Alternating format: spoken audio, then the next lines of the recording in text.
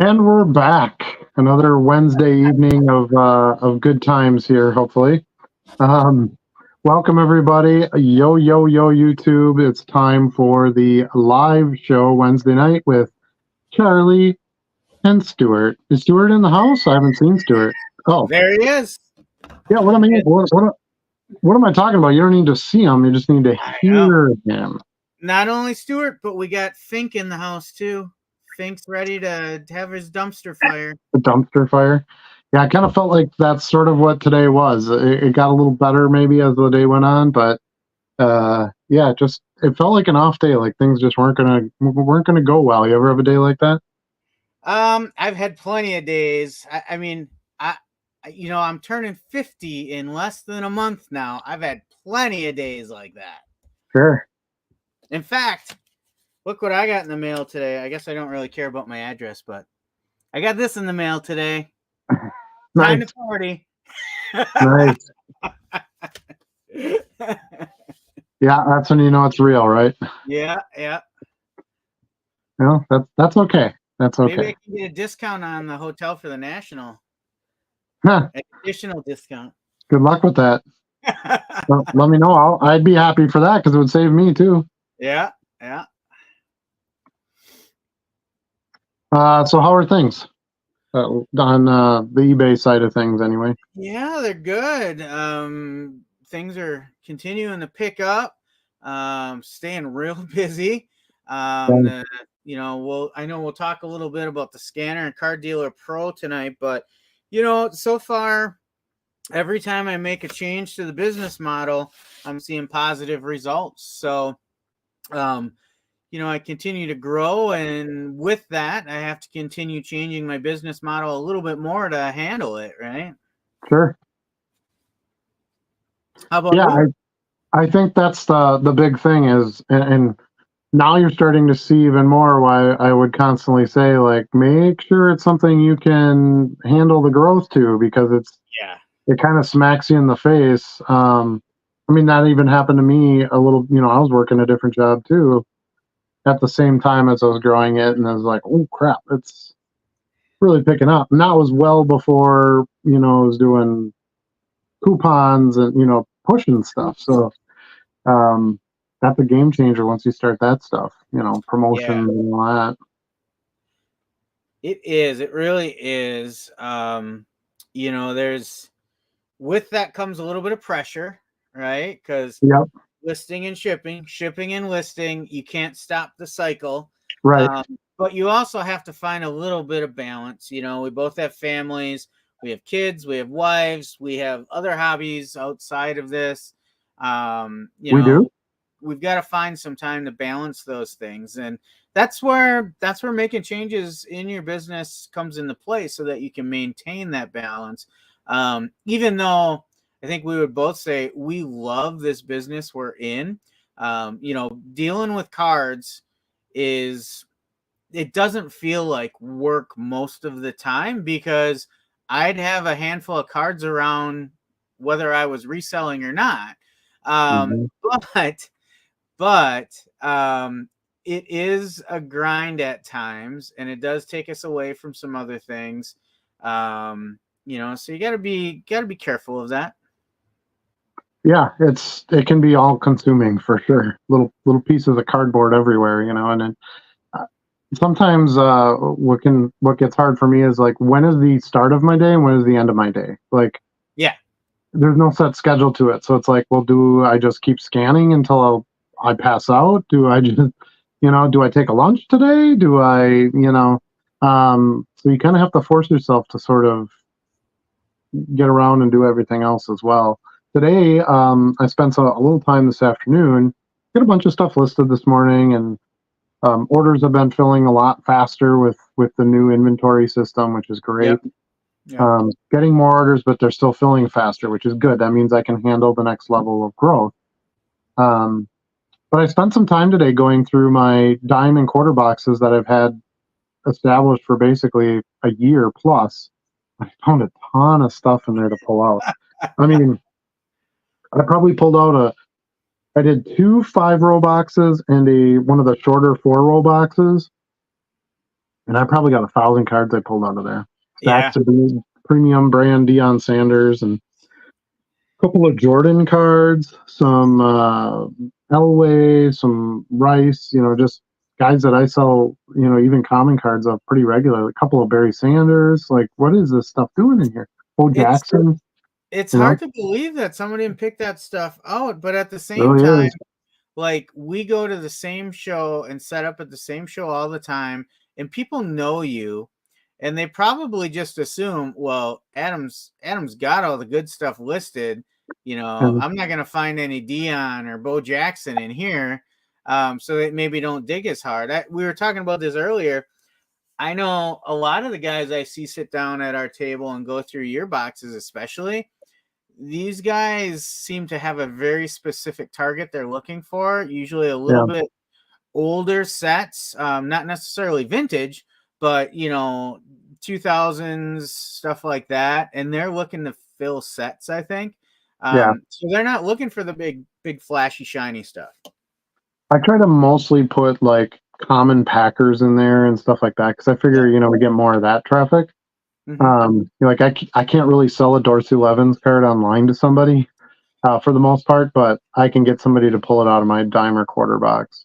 That's what I But need to do with and that Kylan Hill rookie card. I need to put it in the right, dime box. yeah, or the garbage, the circular box. Yeah. Yeah, it's so. I saw quite a few cards on my diamond quarter boxes, so I feel like there has been quality stuff in there. Maybe less now that I pulled a bunch out, but Yeah. try to add some other stuff into it too. I'm not really into like the no name rookie cards, which a lot of people do like. They want that prospecting angle. So, I try to throw a lot of that early baseball stuff in there and that kind of thing. It's not really my forte. Hmm. So I'm hoping that, I'll get some more of that out. I have a bunch of police sets. I listed a bunch because they do work with the scanner. Yep. And I sold a whole bunch already too. So now I'm kind of thinking, well, should I pull some of the police cards out? But I think I'm going to leave some of the lower end players in there because it probably just won't be as much demand, You can online. play that game back and forth every time you look in Yeah, those boxes. yeah. Because honestly, at a show, if I don't even make up my table fee, I don't really care. I don't go there. Like if I was a show dealer, that'd be different. I'd be like, I got to make some money at the show. I got to pay my bills. But I go there more to just meet viewers and if I can cover my table fee selling some 10-cent cards I can't sell online anyway, great. If somebody comes up and wants to offer on the boxes, I'd be happy to do that. Just to let that stuff go. So that's kind of how I look at that stuff. We Well, do this have a means view. you're going to sell half as much. Right, right. But whatever. Yeah.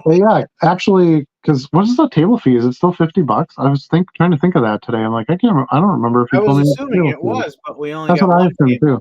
versus the Yeah, two. and I think it's a 6-footer instead of an 8-footer. So usually that's a little cheaper too. But I don't know, whatever. Um, we do have a viewer on here that wants my Don Mikowski bobblehead, so I'll haul that with Right. me too. Mhm. But honestly, at shows we're mainly buyers, so Yeah. it's more just an unload type of event for us. We do have a few topics we want to try to cover tonight. I forget what they were now, so I'm gonna pull them up here. Um, so Car Dealer Pro and the scanner, we've each had some time with it now. What's your thoughts? It's definitely got a lane. So I've done football, basketball, baseball, hockey, and pro wrestling through it now. Okay. Matches are pretty good. I can't really complain. Occasionally I'll get it trying to match like a turquoise parallel when it's a base or something like that. Yep. Yeah, Nothing I got a bunch of major. them too. Yeah. I have learned to use the download CSV and make some additional edits in there before I upload it. Like I'll put standard card size on all Hmm. my listings in the CSV because you can't do that in Card Dealer Pro. Um, Okay. One thing I miss that I did mess around with a little bit is I can't put my store category in there. Yep. Um, I Correct. believe That's why Bo doesn't use them.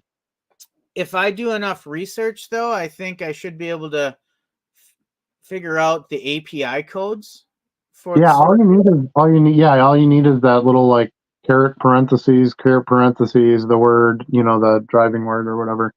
Yeah, Um, there's a column for it on the CSV. I just don't know the code to put in yet. and I noticed on yours too, because we made custom title and description ones. I noticed on your title you had player in there instead of name. So I thought that was interesting. Yeah, I just copied those fields from the default and just Yeah. rearranged them. I did not add anything new. Because if you go in to create them yourself, player isn't in there; it's name, which is Yeah, the same. It's the same thing, but yeah, I went with name just because that's what was like preloaded as options or whatever. So it'd be yeah. interesting to see if it doesn't work for some reason. But one nice thing about pulling cards out of the boxes today, I had a ton of stuff I can scan because I was kind of honestly running a little bit low on stuff I could scan when I had it. I did 1,500 cards or whatever. Yep. So I was happy that I got a nice pile again, and now I question less, like on a paper card, like, do I even want to list this? And I'm like, you know what, screw it, I can just scan it and Exactly. list it. I did the same, and part of that was just I wanted to test as much as I could, and I Mhm, pushed the limits too. Like I scanned a lot of cards with some foil names and maybe some logos. That mhm, all, if it's a silver foil, I felt, it comes through good enough, pretty good actually. But if it's like a bronze foil or a copper, I don't think mhm. it shows the difference enough. So I'm holding those out now. Yeah, Um, I would say I've probably tried about 10 different variations of finishes on cards, and I've pulled maybe 3 of those back, and the rest went through just fine. So the yeah, whole operation is working pretty well. And I think the mix of cards we have gives our business model the right options that, hey, if we're splitting time with the scanner, we both have piles of cards we can scan in and use Card Dealer Pro on. yep, And then we also have cards that we can set aside and use our phone. Now, I don't think you're interested in this, but what I might do, I often take pictures with my phone, plug it into my desktop, and just transfer them all to my desktop because yep, I've become fond of listing on my desktop. I can still drag those in the Card Dealer Pro and let the AI take over, which would yep. still save me time versus looking them up on my own. That's true. So I'm probably going to You try could that. do that. Yeah, I won't be doing that, but yeah, I get what you're saying. Yeah. That's definitely a way to do it. I I don't trust the pricing. I think you were using it initially. mhm. The high and low, I don't trust it at all from the things I really examine, but I do go into the eBay recently solds and get an idea of what they're going for in there. Yeah, I found it to be much more accurate on vintage, where Okay. there isn't like all the different variation. Because I had Yeah. one that was like a base tops Tristan Casas rookie or something like that, or Casas, however you pronounce his name. And it should have been like $1.99, $2.99, and it came up at like $85. I'm like, who the heck's paying $85 for this top space rookie card? Right. Um, but clearly, it had factored in like some autos or a 101 or something like that. And but yeah, you definitely have to kind of go in and tweak a little bit. Um, if it has the parallel wrong or the description wrong or something like that. Yep. But I found it's pretty easy to pick up and learn. So Yeah. I And have I pretty like good that you have confidence in both it. the inspector view and the overview that's like a Yeah, spreadsheet. Because depending on what I'm updating, I've found I have a preference between the two depending on what I'm going in to update. Um, the other thing I've started now updating quantities on the CSV before I upload it. I still have to go in and adjust my volume pricing yeah, promotion. But yeah, you tweak a little bit every time I use another batch. yeah, I tweak something else and feel like getting dialed in with it. yeah, yeah. And I do my quantities a little different, so because I don't really necessarily know how many I have of a card right up front, right? Because you grab a pack to do a batch. So what I'll do is I'll go through and I count the number of unique cards, so I know how many should show up in the scanned images in case it skips one or whatever. Yeah. And then I just take any doubles and I toss them aside. Mm-hmm. So let's say I got a stack of 40 cards and 10 of them are, multiple quantity. Okay, great. I got 30 to 40 to scan. 30 to scan. I don't remember what my number. Anyway, so I'll scan those 30 through. I will list them and then I go to eBay and I just pull up that one that I listed and I change the quantity and then I add them to my bag Okay. right right on the bulk editor. So, I think there's, several different ways. Either way, you're going to have to go in and change the number from one to something else. The process is Right. pretty much the same. But Yeah, I I like. know I do a little more pre-sorting than you. So Mhm, I try to, sort the brand, and sometimes I'll even sort by number before I feed it into the hopper. mhm, So I know exactly how it's going in and how it's coming out. But as I do that, I'll put the duplicates aside in a side pile.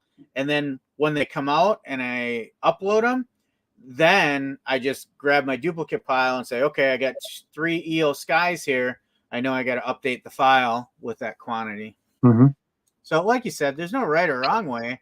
Yeah, There's a million ways to do it, really. I do I definitely update my SKU and all that. In the CSV. Well, Yep. not the CSV, but in the well, like the. So there's the preview mode, and what's the other one? Overview. There's overview and Overview. inspector. Overview. Yeah. So the one that looks like the CSV version. I go in there and I change that. Well, you saw in my video how I do it, and it works pretty well. You just delete them all and put in a new number and have it apply to all the cards. That's why I scan my batches per bag. Yeah. Um, I feel like it's a small enough number where it's easy to have control over errors or whatever else. Um, it's not too much to look at and to try to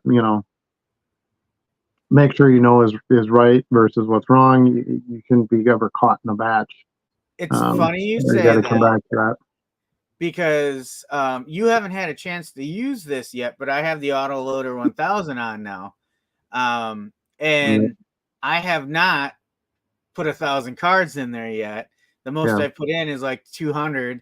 And for that reason, because I'm getting familiar with everything yet, I feel like I don't want to have an error in the middle of 1,000 cards and then try and figure Mhm. out which one it was. So I really want to master it before I put 1,000 cards in there of mixed brands and sets, and then just let her fly. Yeah, I think I would really stick to like vintage or cards that don't have parallels or something like that if I was Right, going to do 1,000. right. Um, if I had a couple hundred from this 1970s set and a couple hundred from this 60s set, I would feel pretty a little bit more comfortable running them through there, but I'd still have to skew them and stuff. I don't want 1,000, in a batch in my drawers, so I would still have to assign a skew to them in chunks. Um, so My I don't thought know. was My thought was if I buy, a jumbo hobby box or something and I want to scan every card in there of Mhm, Topps flagship, let's say I buy a couple of them. Well, I could throw them all in that loader and send them right through, right? mhm. Not that I know that I would do that, because even that hobby box I bought a couple weeks ago, I just put a bunch of the base cards of all the no-name guys right into my 10-cent box. So Right. And that's the reality of it's not that likely that everything you get out of a box you're gonna want to list. You right. know. But Um, I do have a bunch of late 80s, early 90s cards in behind me on a shelf too. I can probably pull out, half of those now and load them all up in the hopper and let them fly. yep, yep, yeah. I think anything where it doesn't have like a ton of parallels or colors or whatever. I think that's more appropriate for a larger feeding than you got Heck, I even like press proofs. I had a blue press proof that I scanned and it showed up as a yellow. I'm like, how's it? That's not even close, dude. Yeah, How do you get yeah, yellow out of that? You look at, the image with your bare eyes, your naked eyes, and I'm like, that is blue as hell. Like, how do you get yeah. yellow? So yeah, it's Car Dealer Pro. One of the reasons I finally agreed to do this was Car Dealer Pro has made vast improvements with their 2.0 version. 1.0 was fairly inaccurate from everything I had seen. So that really kind of drove me to be like, okay, well, this is fast now. It IDs the cards really quickly. They're building on it. They added wrestling and soccer and some other things. Um, it seemed like it was an appropriate time to really get that and utilize it. And I had a bunch of stuff to scan, to be honest with you. So, and it wasn't going to get done anytime soon. So, The um, the parallel thing is really odd, and mm, especially when I go to correct it, it says, "Oh, four other possible matches." Well, the one I want is always there. I right. don't understand why it's not Why it grabbing that one gets the other one. first. I don't either. Yeah, I had another one too where it was just the base card and it showed up as like blue wave or something. I'm like, that is real. That's like got a pattern and stuff on it. Like, how does that even happen? This Yeah, is yeah. I mean, the card has some shine to it.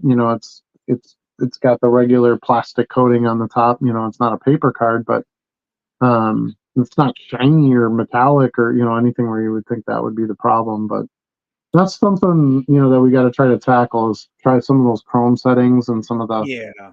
um, to do like prism and optic and some of those sets. It would be mosaic and whatever.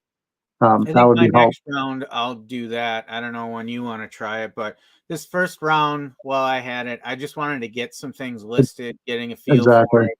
Yeah. Me I too. I was wanted wondering I wanted to make sure I used all my listings and that the free ones, yeah. um, yeah, and I knew I was going to have to turn it over to you. In a way, I kind of like that we're sharing it. It sort of prompts me to get my crap done Yeah. versus like, yeah, I'll scan tomorrow.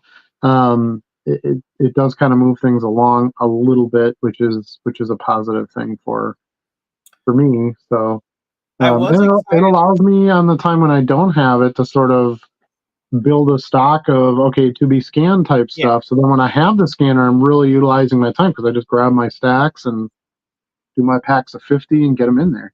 Yep. And then because I don't have the scanner, that forces me to list this stuff, the non-scannable stuff, Yeah. because Mhm. that's what I can do right now. Things with die cuts, you're never going to be able to really run through the scanner. Minis, stuff Not like that. true. I did some Unless you die top load it. last night. I did some of the Panini Crown Royal die cuts, Hmm, the silvers, base ironic. silvers. Yep. I sent it through and they came through just fine. Interesting. But I wouldn't probably do it. Well, I would try it, but I don't expect it would work for the parallels. I think it's Mhm. just going to look dark. But the Well, and base silvers, send them I don't through. know that I would want to scan this anyway. There's so much foil on it. I would like how Yeah.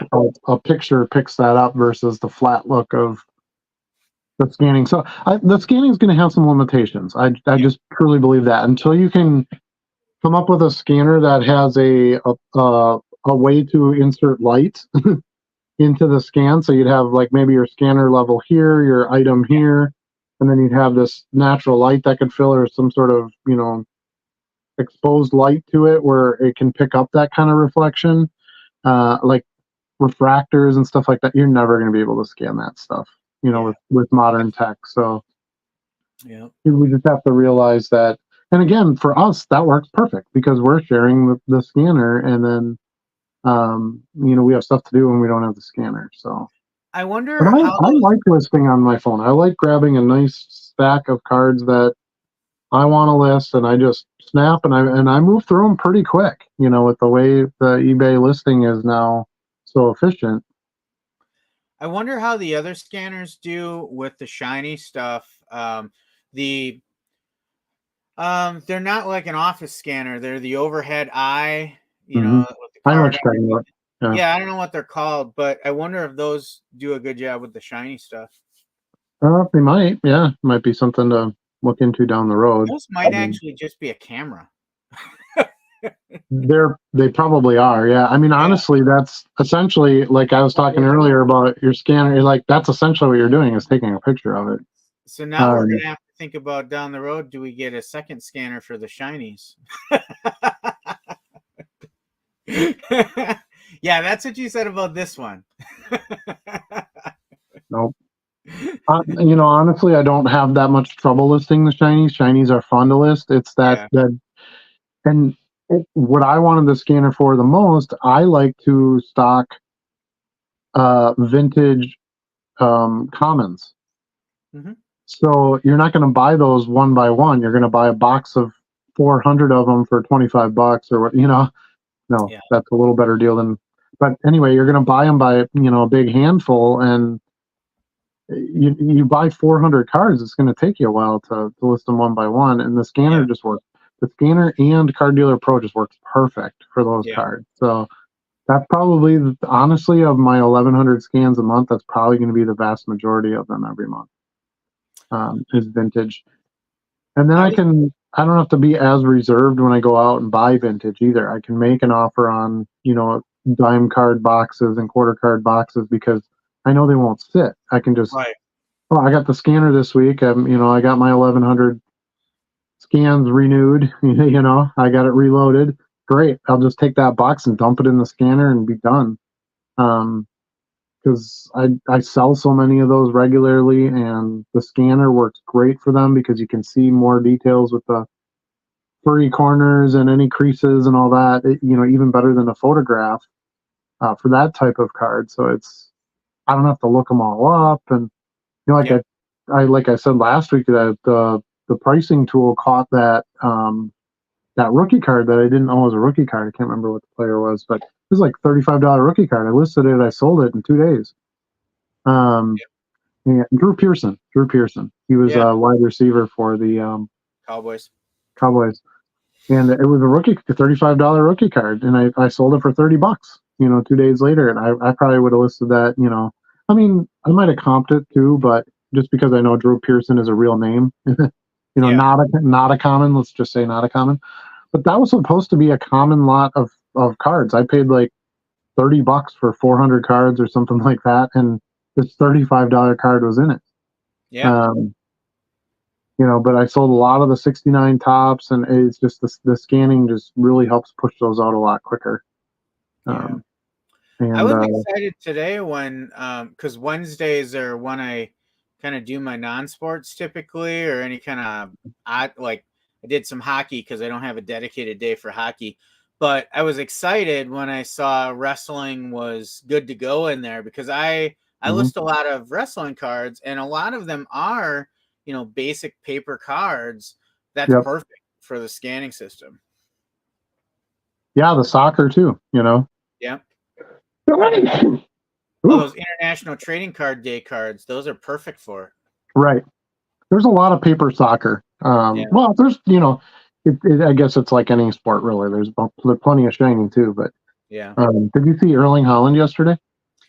I heard 5 goals. 5 goals. They Was won it a six to fifth two. grade team he was playing against or what? No, it's one of those like little minor cups that they're Uh, playing for that they kind of break in the season and they play, and so it's not one of the better teams in the world, of course, but still, a professional team, competitive team that made it into this whatever this was, the fifth round of the cup or whatever.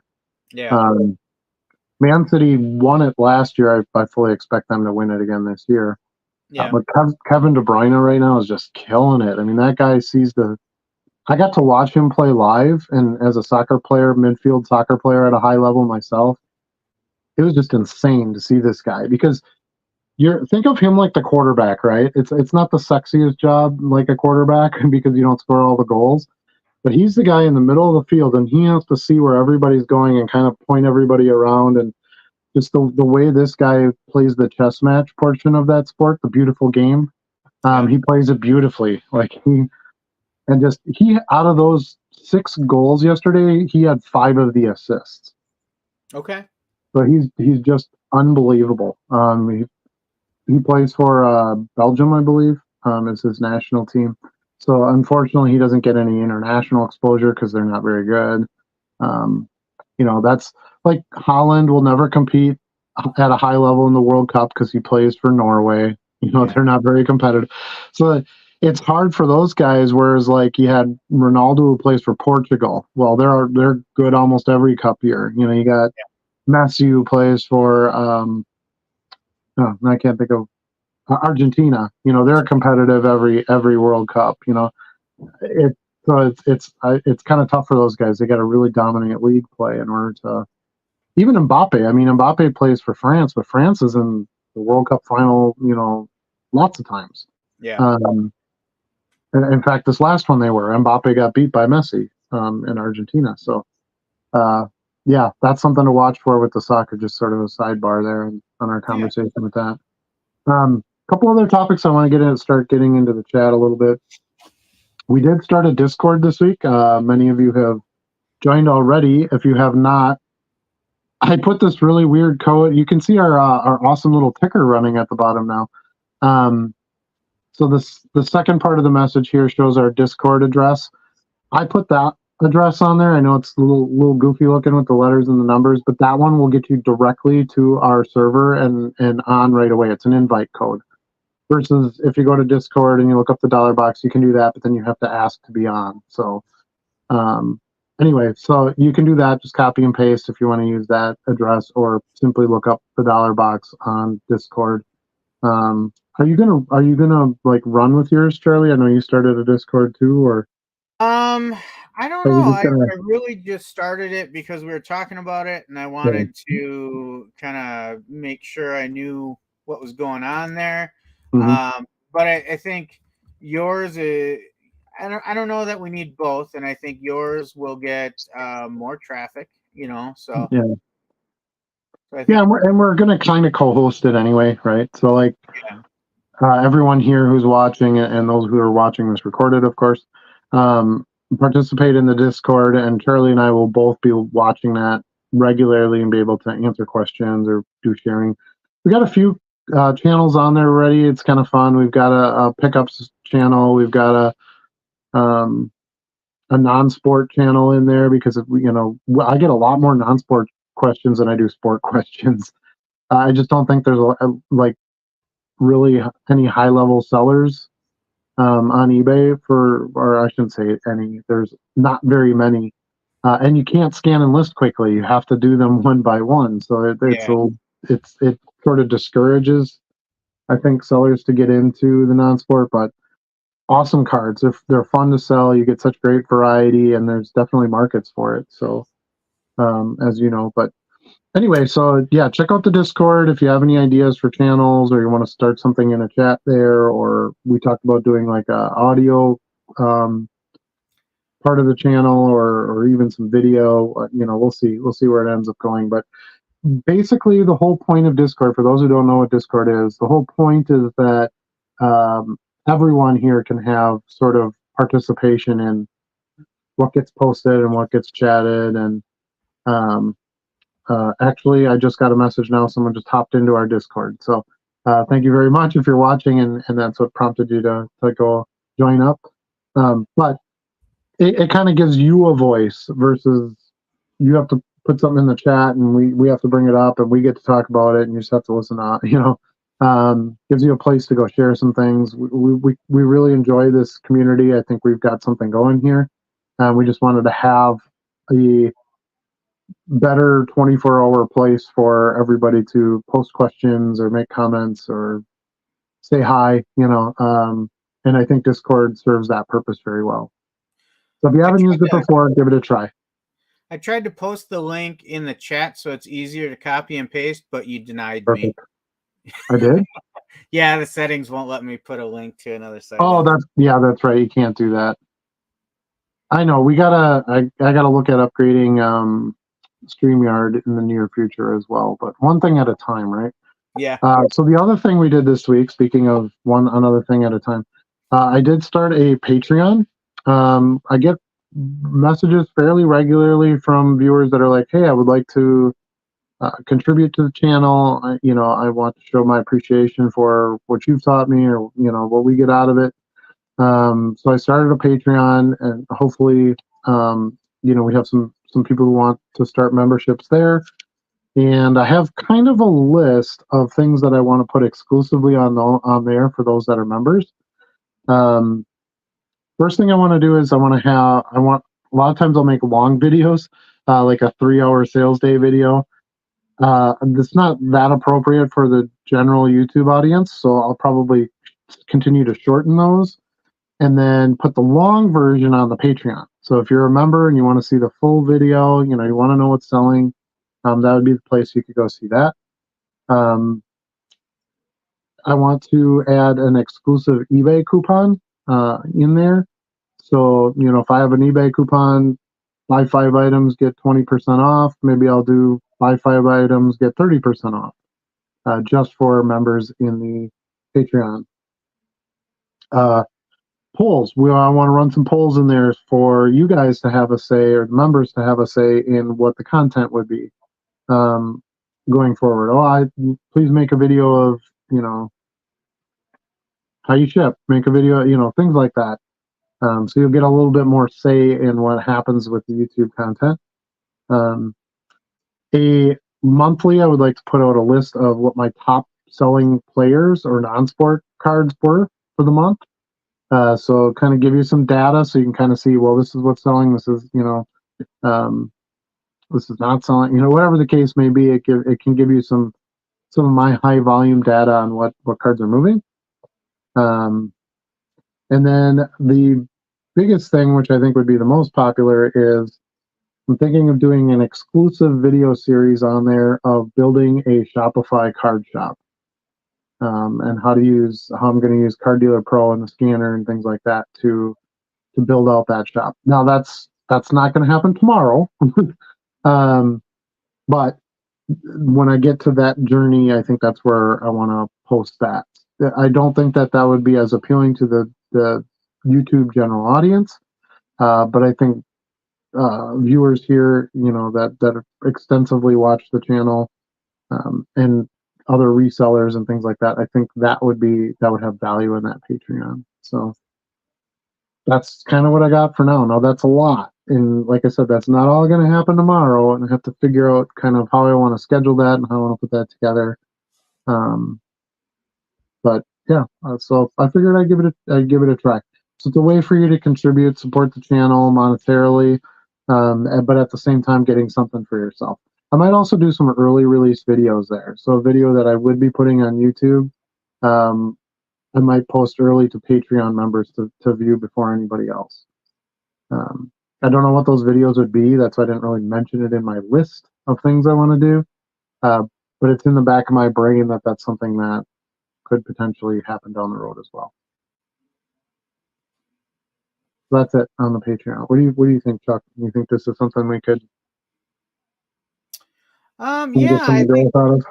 I think it's a popular venue. I think it's a way for you to kind of do some more targeted information to an interested channel of viewers that maybe the general populace isn't as interested in. It'll give you an opportunity to kind of segment that a little differently. We talk about some of the tips and tricks we give away for free every week. Right. I know there's still some that you hold close to the vest. And maybe that's an opportunity to share some of those to some premium members. Yeah, I think I might kind of put more of my non-sport content in there. It doesn't seem as interesting for the wider audience. Most of the audience, the wider audience wants sports card content. But I feel like a lot of our real diehard viewers really like the non-sport stuff and are trying to learn on that. And I know that's true because I see you guys bid on Bo's boxes. And so there's definitely a thirst for non-sport. It's a little harder to learn. You might have been selling sports cards for 20 years, but if you've never sold a elf sticker before, well, that might be a whole other world that you're not that familiar with, but would like to get some exposure in. So I've been selling non-sports for lots and lots of years. So I think that that's something that could be fun, going forward. So I'm hoping to put some of that, try to reserve some of my secrets for more of those that are the serious members, that support the channel. So, and it's not necessarily all about money or all about, but it takes time. And Charlie's right. We give away a lot of our trade secret. The more sellers we get on eBay, the more competitors we're inviting into our space. And I do this for a living, so it's important that I can get my sales and everything else. So this would be a way to sort of help others who are also serious, but get some support for providing that information. You just said doo-doo. Doo-doo. Someone called us gents in the chat too, so we need to get going. That's gotta stop. That's gotta We're stop. we're 41 minutes in. That's basically our topics for tonight. So I was glad we kind of shoot through those right away. I thought it was important, especially with the banner on the bottom to kind of explain what was going on. So all right, Matt is here. He says yo yo yo, yo yo yo to you as well. Brandon says evening, gents. We'll let gents go. I think that one's okay. Gentlemen is just that's a no-no, but That's a bridge too far. Yeah, yeah. Robert says he just started watching us here a couple weeks. I looked around for you last night. Yeah, it's on Wednesdays, every Wednesday. Did you send out one of those notifications again? No, I didn't do anything yesterday. I did earlier tonight because I was trying to fix my webcam, but anyway, that didn't work. So no, I didn't send anything out. So should be good. But yes, every Wednesday, 8 o'clock Central Standard Time is our show. And for now, that seems to be working for us every week. So that's hopefully where we're going to be able to keep it. Robert says it's good to see us all tonight. Welcome, Robert, to the channel, by the way. I don't think you've been in our chat before, so we're happy you caught the live tonight. Look forward to learn something to help me better on eBay. He's been here. The C-130 Hercules stands out to me. I always appreciate it. Okay. Yeah. Yeah, you're better at that than me. I'm not so great with names and faces and that kind of thing. I have to. Half the time, I feel I'm lucky you answer the door when I go to your house because I feel like you look at the camera and you're like, "Who is that?" Yeah, who is that guy? Well, you did. According to Bill here, you did just get a haircut, so you look totally different. Actually, I just don't have a hat on tonight. Yeah. Right. Haven't had a haircut in about 2 months. I'm due. I know, and going back to what you said earlier, it's funny because whenever you would come over, you'd say, "I'm here," and I'm like, "I'm watching you walk to my door," But yeah, intrinsically, people don't feel like there's a camera, so it's funny. We get that a lot from everybody. Anyway, let's see. Dijon Terp is here. Welcome back. Evening all. I started this week experiencing the mail returns from my post office, wanting more postage for a single top-loaded card. Yeah, it happens everywhere. Now, I did basically resolve that issue. I haven't, knock on wood, had anything come back to me, and I've been selling more than I was even before. So now I'm going to like 3 or 4 postal boxes a day. Like I said, luckily I have a bunch in my area, but I haven't had anything come up since I got that big bulk return from the main post office here. So maybe that's something you got to do. Maybe your carrier has gotten yelled at for bringing them in and they're too thick or whatever, and so now she's telling you, nope, you need more postage. Try to take it to places where it's just the mail is literally picked up and just dumped in the processing plant. That's going to be your best hope that they just push it through. So, yeah, good luck. Hopefully you get that sorted out. I'm still waiting for you to go to your local post office station and have a nice chat with the clerk that keeps grabbing your packages. Yeah. That's a weird way to say it.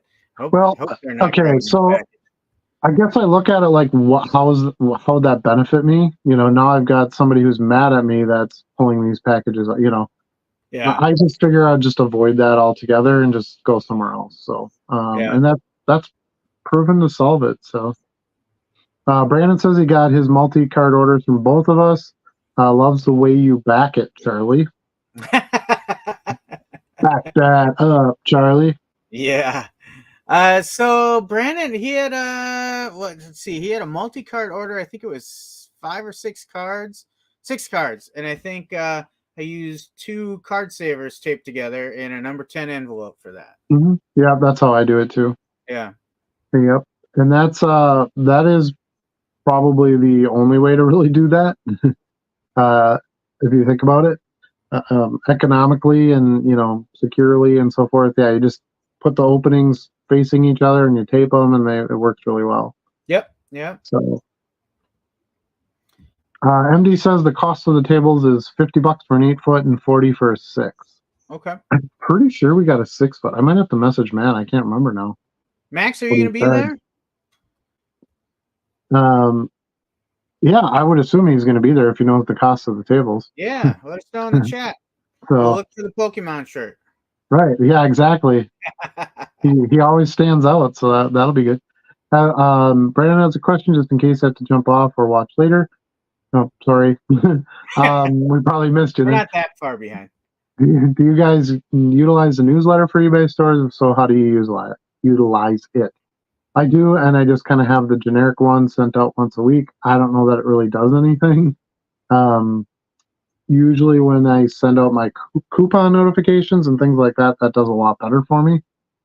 But yeah, I use it. Why not? It's free. If it gets one person to click in and make an order, it was worth my time to set it up. It's reoccurring. I don't really touch it at all.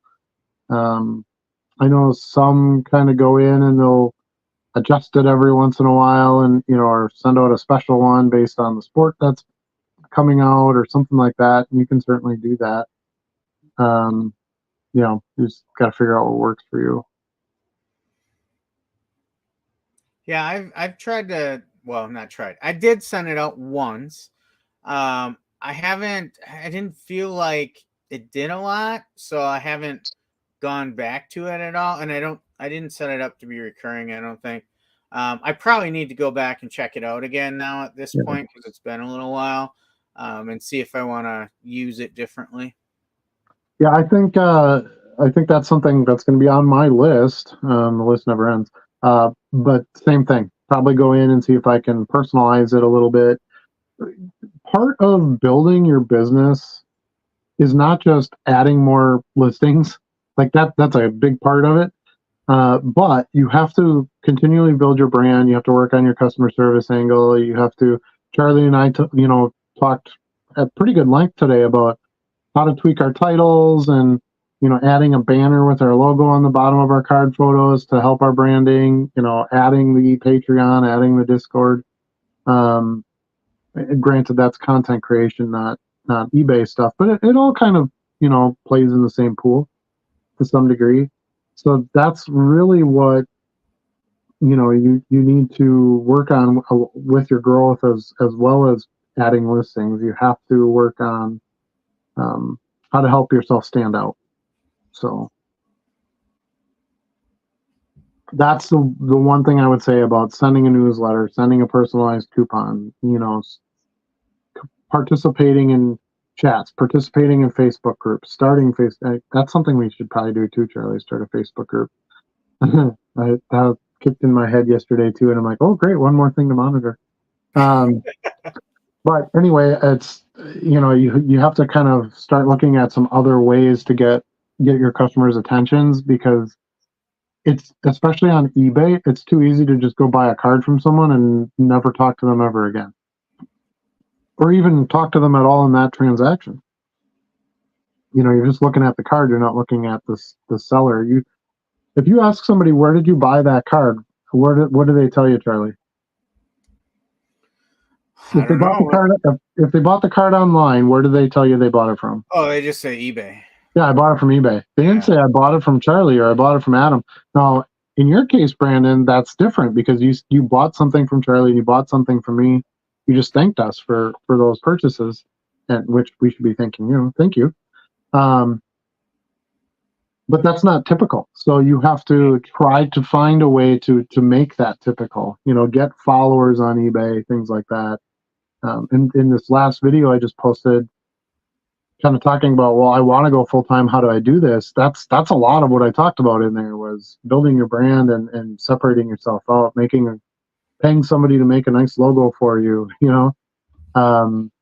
having an intro video on your Discord, or you're completing all the steps on your eBay store, having a banner logo in the back, and just trying to do some things that um, can get you out there in front of somebody else.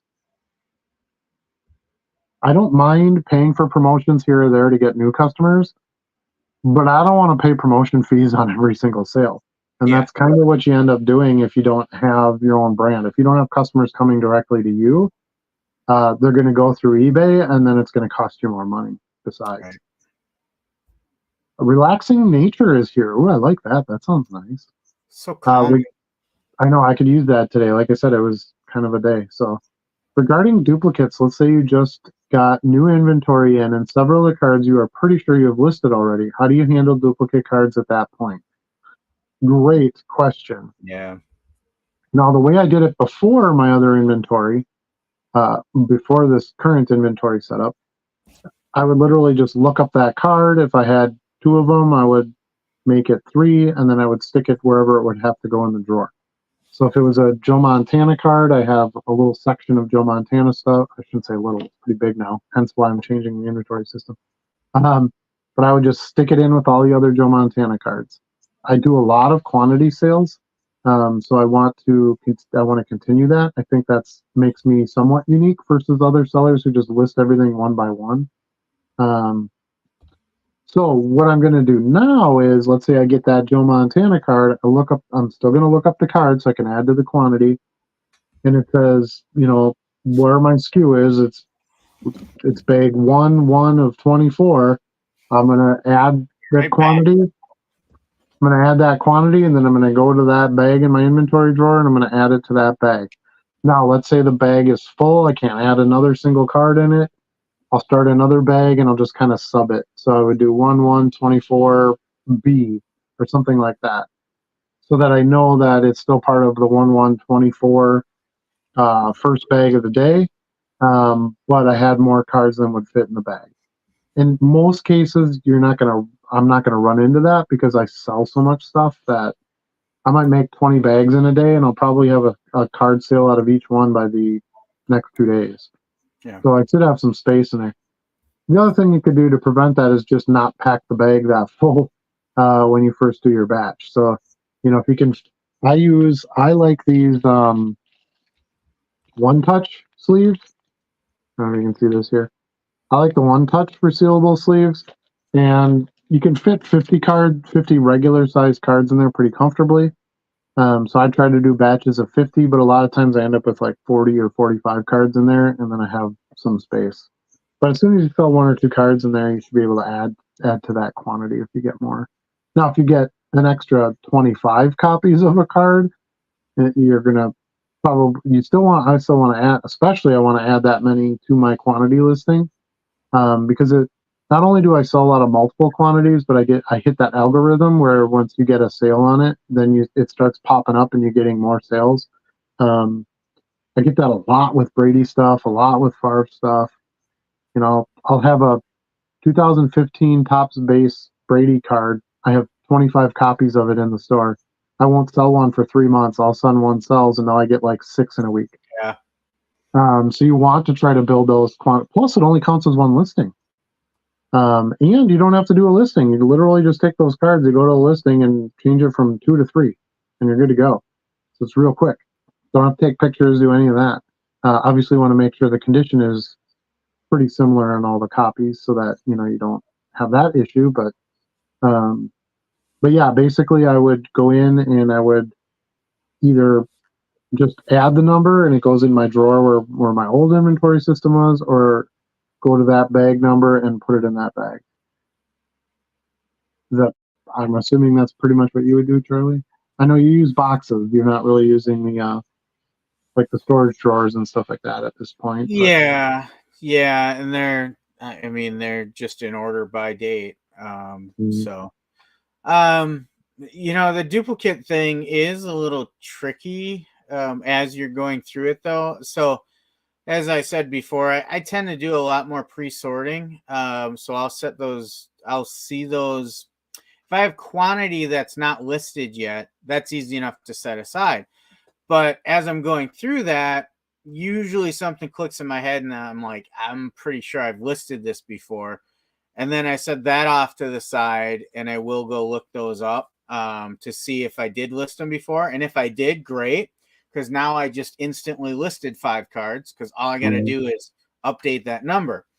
More often than not, though, I find I don't have it listed.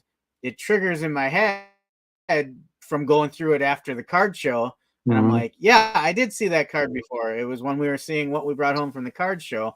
So I still end up listing it. But I don't, there's not a good way systemically to make sure you don't list a card you already have listed. However, it's not the end of the world either. Sometimes they're going to be in slightly different conditions. Yep. So that's actually good if that's the case, that you have 2 different listings for the same number in a set, same card number in a set. But if they're ultra modern and they're relatively in the same condition, you would want to update the quantity. So I think you just gotta kind of know. I mean, it is funny. I remember asking you when I saw your operation the first time and started thinking about getting into this. I'm like, well, how do you know where all these cards are and what you've listed? And so now here I am at like 4,300 listings, and I get it. Like you do kind of know what's gone through your process and what hasn't. Mm-hmm. Yeah, and if I go buy, I tend to buy kind of the same stuff most of Right. the time. I have my things I like to sell and my players, and if I go buy, these 2021 base genres Patrick Mahomes cards, I'm pretty sure I got a couple of those. So that would be one that I would want to look up. Yep. If it's a rare shiny one that's numbered, I probably don't have more than one of those. Yeah. So you should kind of get a clue as to what you have the multiples of and what you don't. Yeah. I've even done it too, where I'm going in to do other editing or whatever, and I'll go look up an item, and it's like, man, I got 3 of these listed separately, so I'll just change the quantity of one of them to 3 and delete the other 2. So you can kind of regain some listings too by catching that you've listed a card multiple times.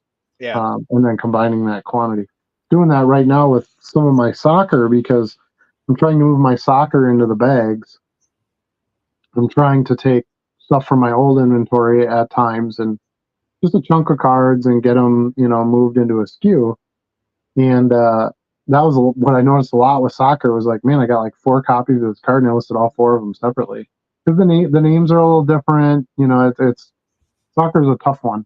Kind of keep track. There's so many leagues and so many players, and but that worked out really well because it was like, okay, well, I just got to find all 4 copies of this, change one of the listings to 4, delete the other 3, and boom, they all went in one bag. So you should, through some of your editing and your maintenance on your inventory, you should be able to combine some of those, at times as well. Weston is here tonight. Welcome, Weston. I'm late, but I'm here. You're not. We're late too, so it's okay. I thought of Weston a couple times this week because I would randomly be coming across cards of Rowdy Tellez this week, and I'm like, maybe I should just pack those up and send them to Weston. Yeah, I got a couple of. It's funny you mentioned that because I did that too. I had a big league Rowdy Tellez that I found in my stack of to be scammed stuff, and it made me chuckle a little bit. So funny. I am Grumpy says to find your store categories, click on store name, click manage my store, left side, click store categories.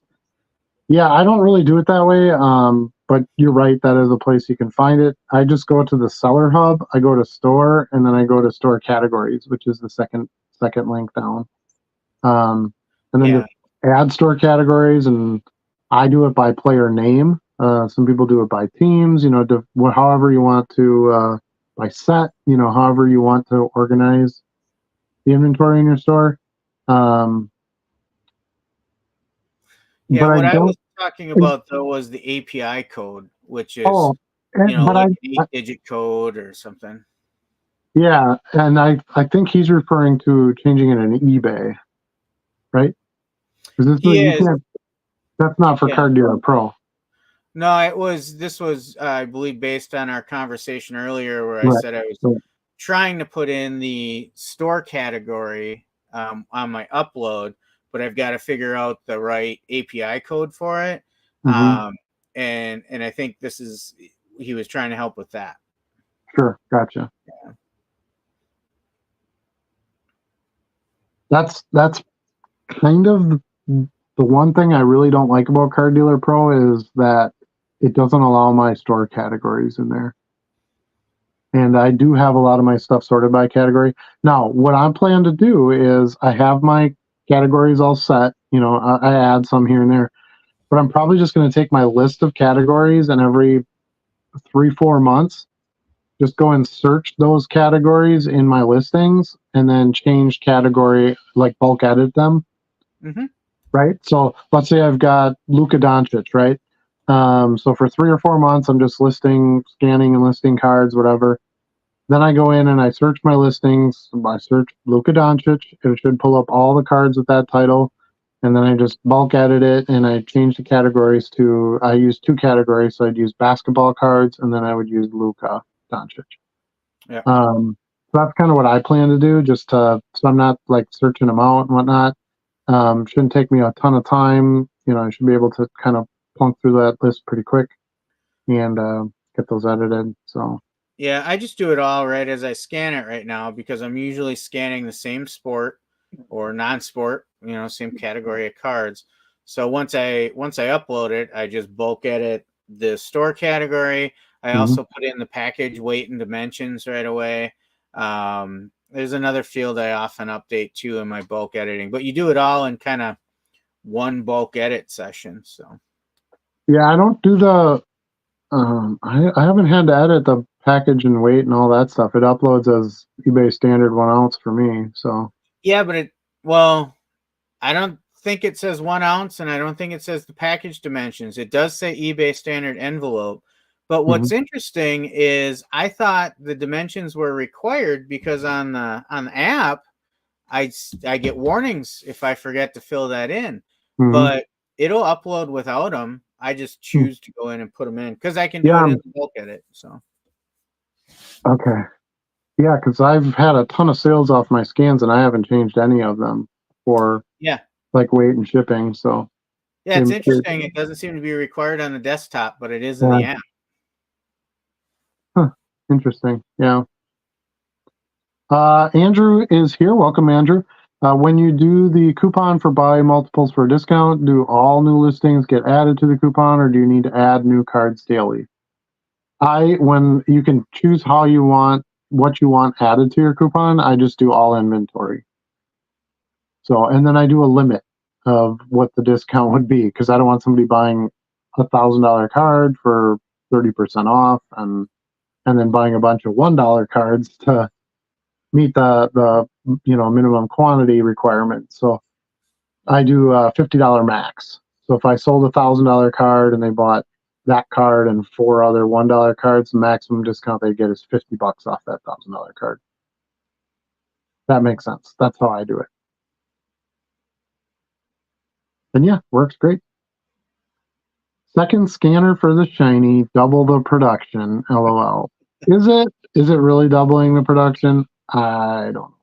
As I think about that, though, there's really no need for another scanner for the shiny because my phone's doing the same thing. I Right. have a station set up where I use my phone mounted the phone so it's stationary. I get the same image every time. I just switch out the card, click, click, click, click, click, and then download them right into Card Dealer Pro. So Well, what I can tell you is I'm just over 36,000 listings at this point, and almost 35,000 of them I did by hand, one by one with my phone, and it was fine.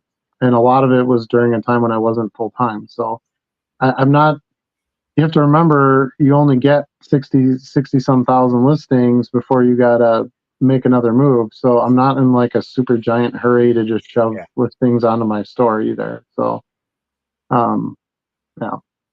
I agree. I wouldn't be getting. There's no way I would buy another scanner. I would just use my phone. Charlie Council, any of the Toy Story cards? Yeah, Still you wants meant to know. sell. Yeah. Yeah, I figured that.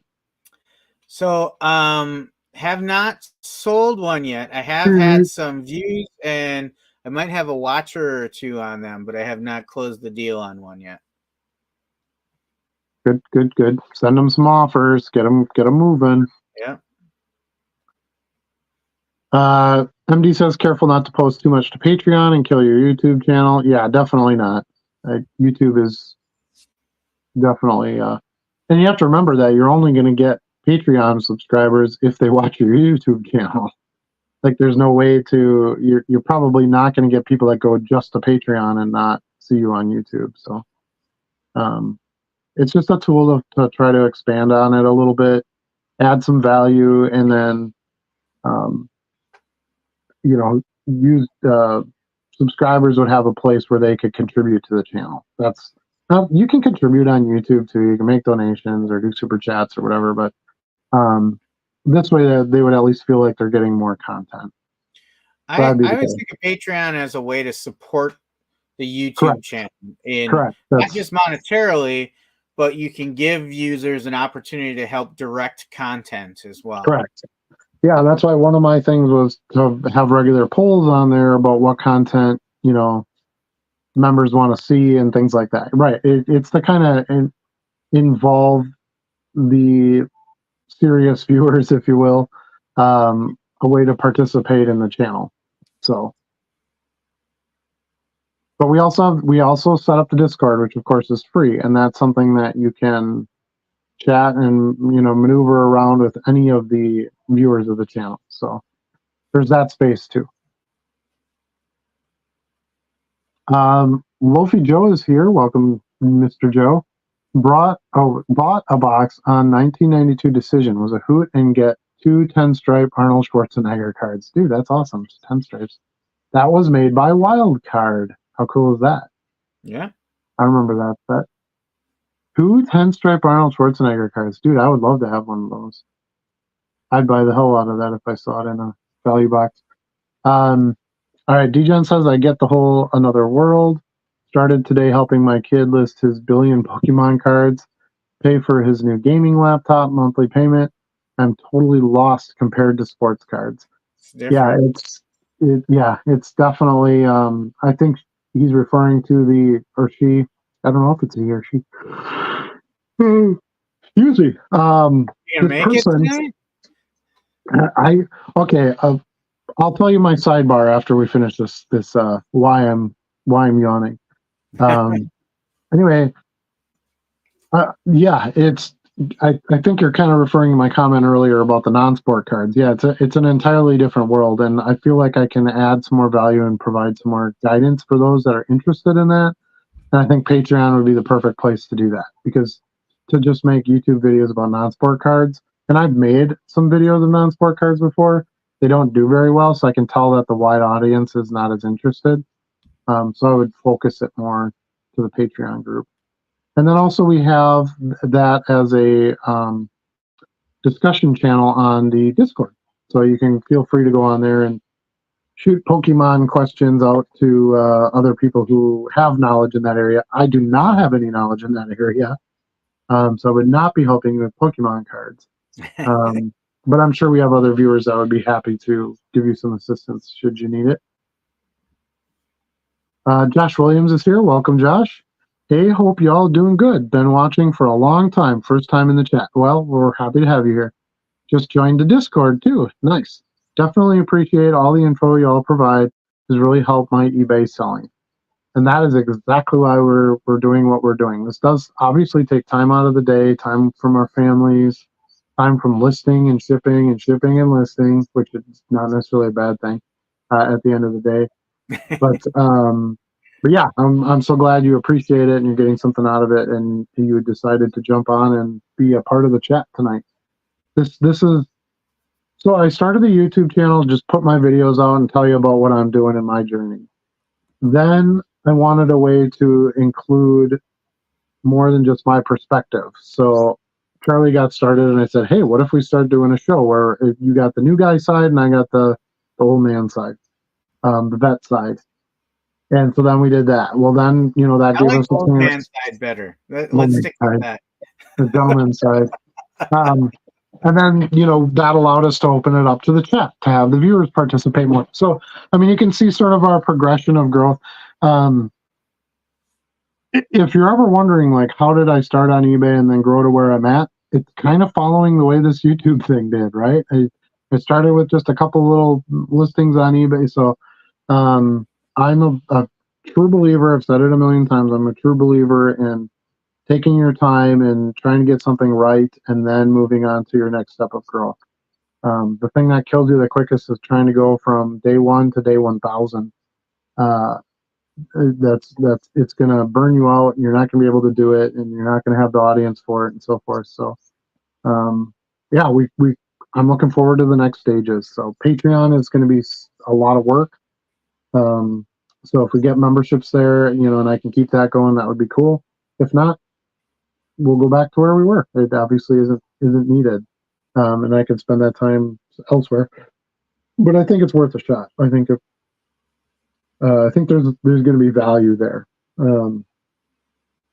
But anyway, why the yawns? Okay, so 1:30 this morning, my dog has to go outside, right? Which is kind of unusual for her. She usually sleeps through the night, but she does have some issues. She's a little bit older, and she's had some internal issues, like she gets stones and stuff, right? So, and she sleeps in a kennel at night, not on my bed or anything like that. But once in a while, she'll have an accident. So I try to avoid that. And she's right off the side of my bed. So she's whining. I'm like, all right, I'll take you out. So 1:30, I take her out. So what do I do? Of course, I take my phone, and I'm going to entertain some offers and do things like that. Start working a little bit on eBay. Boom, internet's down. I'm like, you got to be kidding me. And ironically, earlier in the day, since the snow was finally all gone, I was able to go look. I was putting Luna on the bus, and I could see they trenched under my driveway to run my fiber optic line, and I could see part of the line on the other side of my driveway. So they just didn't bury it enough, and it was kind of like December-ish time, so maybe they just couldn't get down very far with the trencher. I don't know. But I'm like, well, the line looked fine. I mean, you could see it, but it wasn't like broken or anything like that. And my internet had been functioning fine, so no reason to throw that up for alarm. But you kind of, the two things, even though they don't make sense, you put them together in your head, right? So I go upstairs and I'm like, well, can't go to bed now because me and my wife work from home. We need the interwebs. It's fairly important. So I'm in my office. I'm kind of dinking around with it, and internet's back up. Great. I'll start working a little bit. 2 minutes later, boom, internet goes down. I'm like, what the hell is going on? So I'm like, is there something wrong with my box downstairs? Now, for those of you who don't know, I just got fiber like 3 months ago, so still kind of new. So I was just about to go down there, and then all of a sudden I'm like, you know what? I got to contact TDS anyway because they need to come out and bury that line the rest of the way. So I'm just going to go on there and fill this out and check out like the service interruption. So pleasantly surprised, I went on there and it did say Green Bay Appleton. They hooked up like a ton of houses in the past week, so they had to do like some overnight maintenance or whatever. And who the hell's on the internet at 1:30 in the morning? But this guy. So anyway, so it said, yeah, you might see some ons and some offs, and by 6 a.m. everything will be done. Which it was. Everything's been working perfect. Since probably about 5 o'clock. They're probably done about 5 o'clock this morning. But kudos to TDS for their customer service because I got a call about 9 o'clock from like their construction manager guy person in Madison. He's like, yeah, I got this message saying that you had a problem with your line, not being dug far enough. I'm like, yeah, here, I'll send you some pictures. They send him pictures like, yeah, I'll get a guy to call you right away. And I'm like, that'll be like, I'm thinking Spectrum service, right? That'll be like 3 days. I'll hear from somebody. Yeah, if you're lucky. But yeah, like an hour later, a guy called me and he's like, yeah, I'll pop out there sometime today. I'll take a look at it. So then about lunch hour hits, and now I have 2 driveways. Of course, he didn't know that, until he got out. So he's like, well, where is it? I don't see it. And I'm like, how would you even see it? Like, he goes, no, I'm outside your house. I'm like, oh, okay. He's like, I was just gonna fix it, but he's like, I can't see it. And there is snow. We did get some snow overnight, so there was snow out there. So I said, oh, it's my other driveway that it's buried under. Oh, they were supposed to go through this, anyway. So So I go out there and show him and stuff, and he's like, "Well, do you have service?" And I said, "Yeah, everything's working fine." He's like, "Great. Do you mind if I wait a day till the stupid snow is gone and I can see where the trenching, is run to the pod and everything?" So anyway, that's why I'm tired. Okay. Do you like my story? It's pretty good, right? It was amazing. Yeah, I thought so. I thought That so. actually reminds me. I don't know if we mentioned this on a previous show, but so I got on the waiting list for TDS Fiber now after some Yay! painful experiences with Spectrum. I had my last week's sales video took overnight to upload. It was just crazy. Yeah, I remember you said that. Yeah. And note to self: don't put all the extra stuff in it anymore. It just takes so much longer. But so I signed up for it, and one of the questions they ask as you finish the whole process is, if we can put it in over the winter, do you mind your line being above ground in your yard? And I'm like, yeah, I don't think I want that. I'll wait till spring. There's actually a bunch of houses here that did that, and they literally just mark it off, and it's like laying across their lawn to where it's connected. Yeah. And then, once it gets nice enough out, they'll come back and they'll start digging all those out. My luck with the kids playing outside and stuff, and the dog Tripping. that we dog sit, like something would happen. Yeah. Yeah, I have a lot of deer and turkeys and stuff like that go through my yard.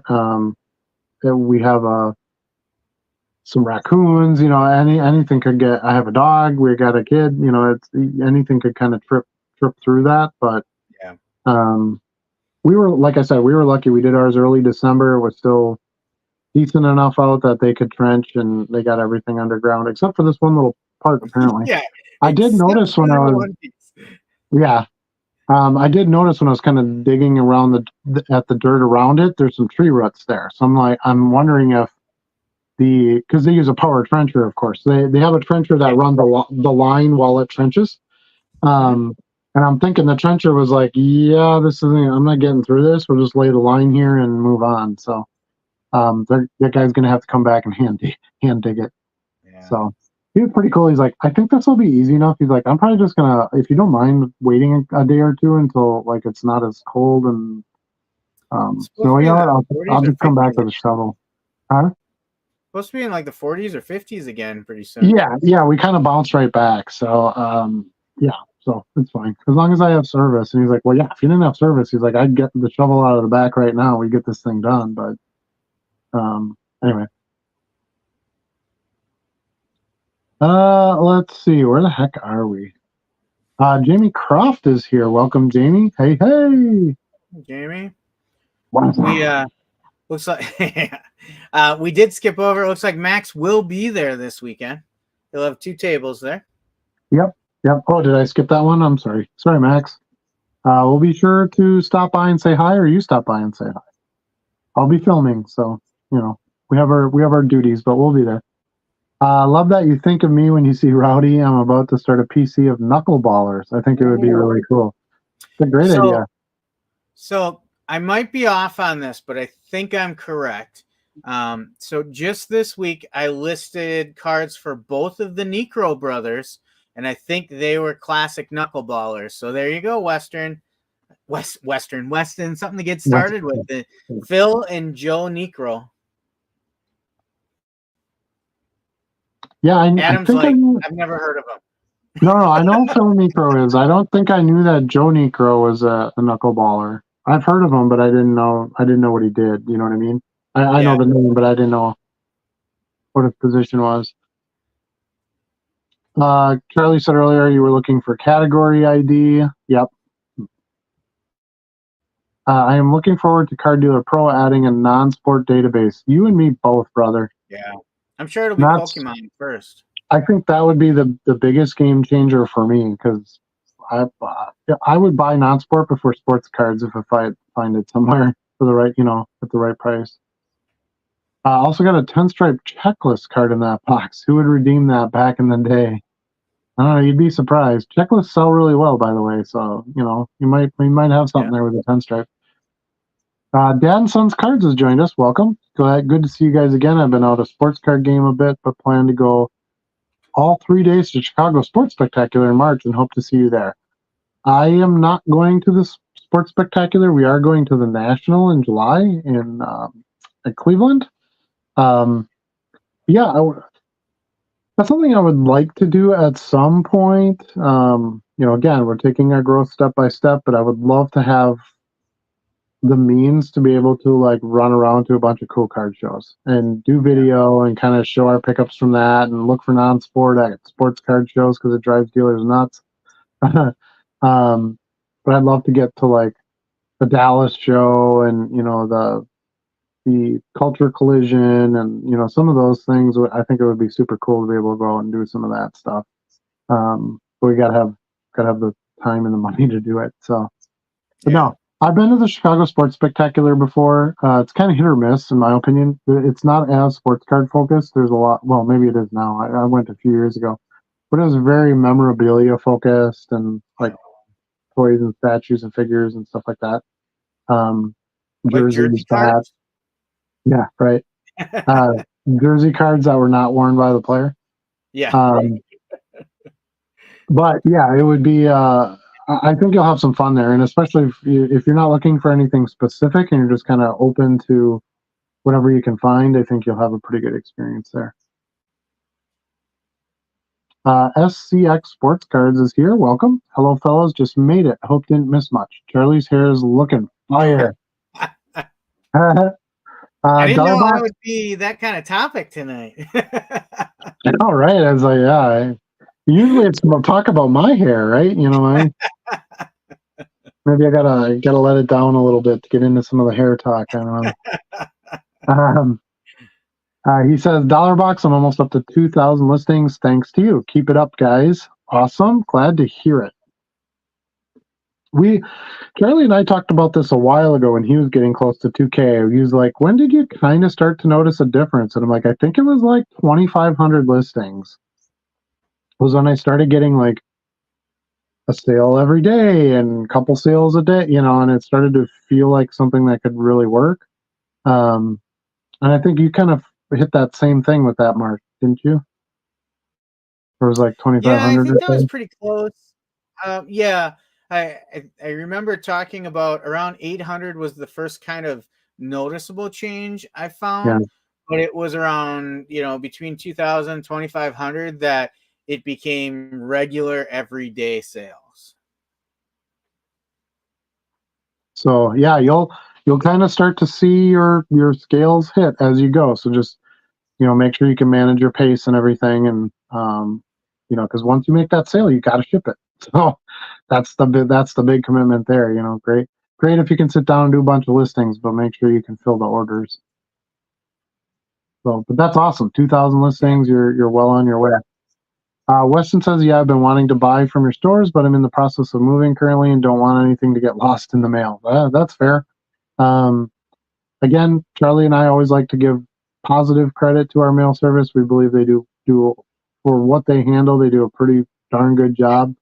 But yes, there's of course missteps when you have that kind of logistics system that's going on.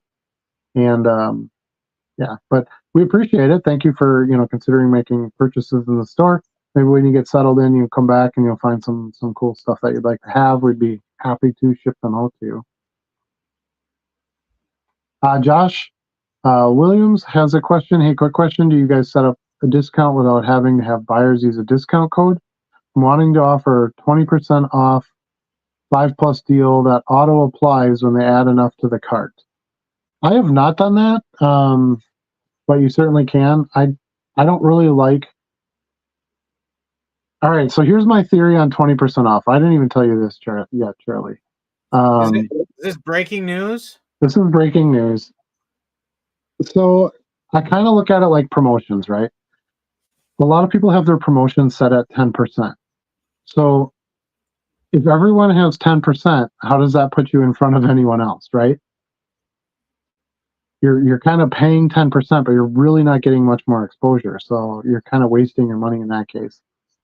I think it's better to do not the comment. So I like to do 25 or 30% off with my 5+ listing because so many are doing like an automatic 20%. Does that make sense? And to me, to me, 10% isn't a lot. You know, if you got a $20 order, I can give up $2 and ship those cards together and still make a decent profit. Yeah. And I'm paying that little bit extra. I'm allowing my customer to keep a little bit more of their money, which I think is good business wise. And then um, I'm ahead of somebody else who's maybe offering a little bit less of a discount. So I don't know. That's kind of how I see that one. So that kind of goes along with the thoughts of promoted listings, right? Or dynamic promotions. You want to be a little bit Right. ahead of the next seller. So you're kind of doing that with your discount as well. Right. I think as I look at that question, though, it makes me think of it in a different way. I looked for a way to provide that volume discount as well without using a coupon, and I couldn't find a way to do that. The only way I could find it is a store-wide coupon on a banner on my site. User has to put a code in. It would be great if you could do something like that without that code. Now, I do see there's a create a sales event option. I Mm-hmm. wonder if you put all your items in that, would that work? I don't know. Yeah, possible. It's possible. My coupon codes have been working extremely well, so I'm just gonna kind of go with what works. Kind of like dynamic. You and I get asked almost every week, Yeah. what level do you promote at dynamic? It's pretty Yeah. easy, straightforward answer. It works. I'm able to price my items and still make profit on pretty much every single one.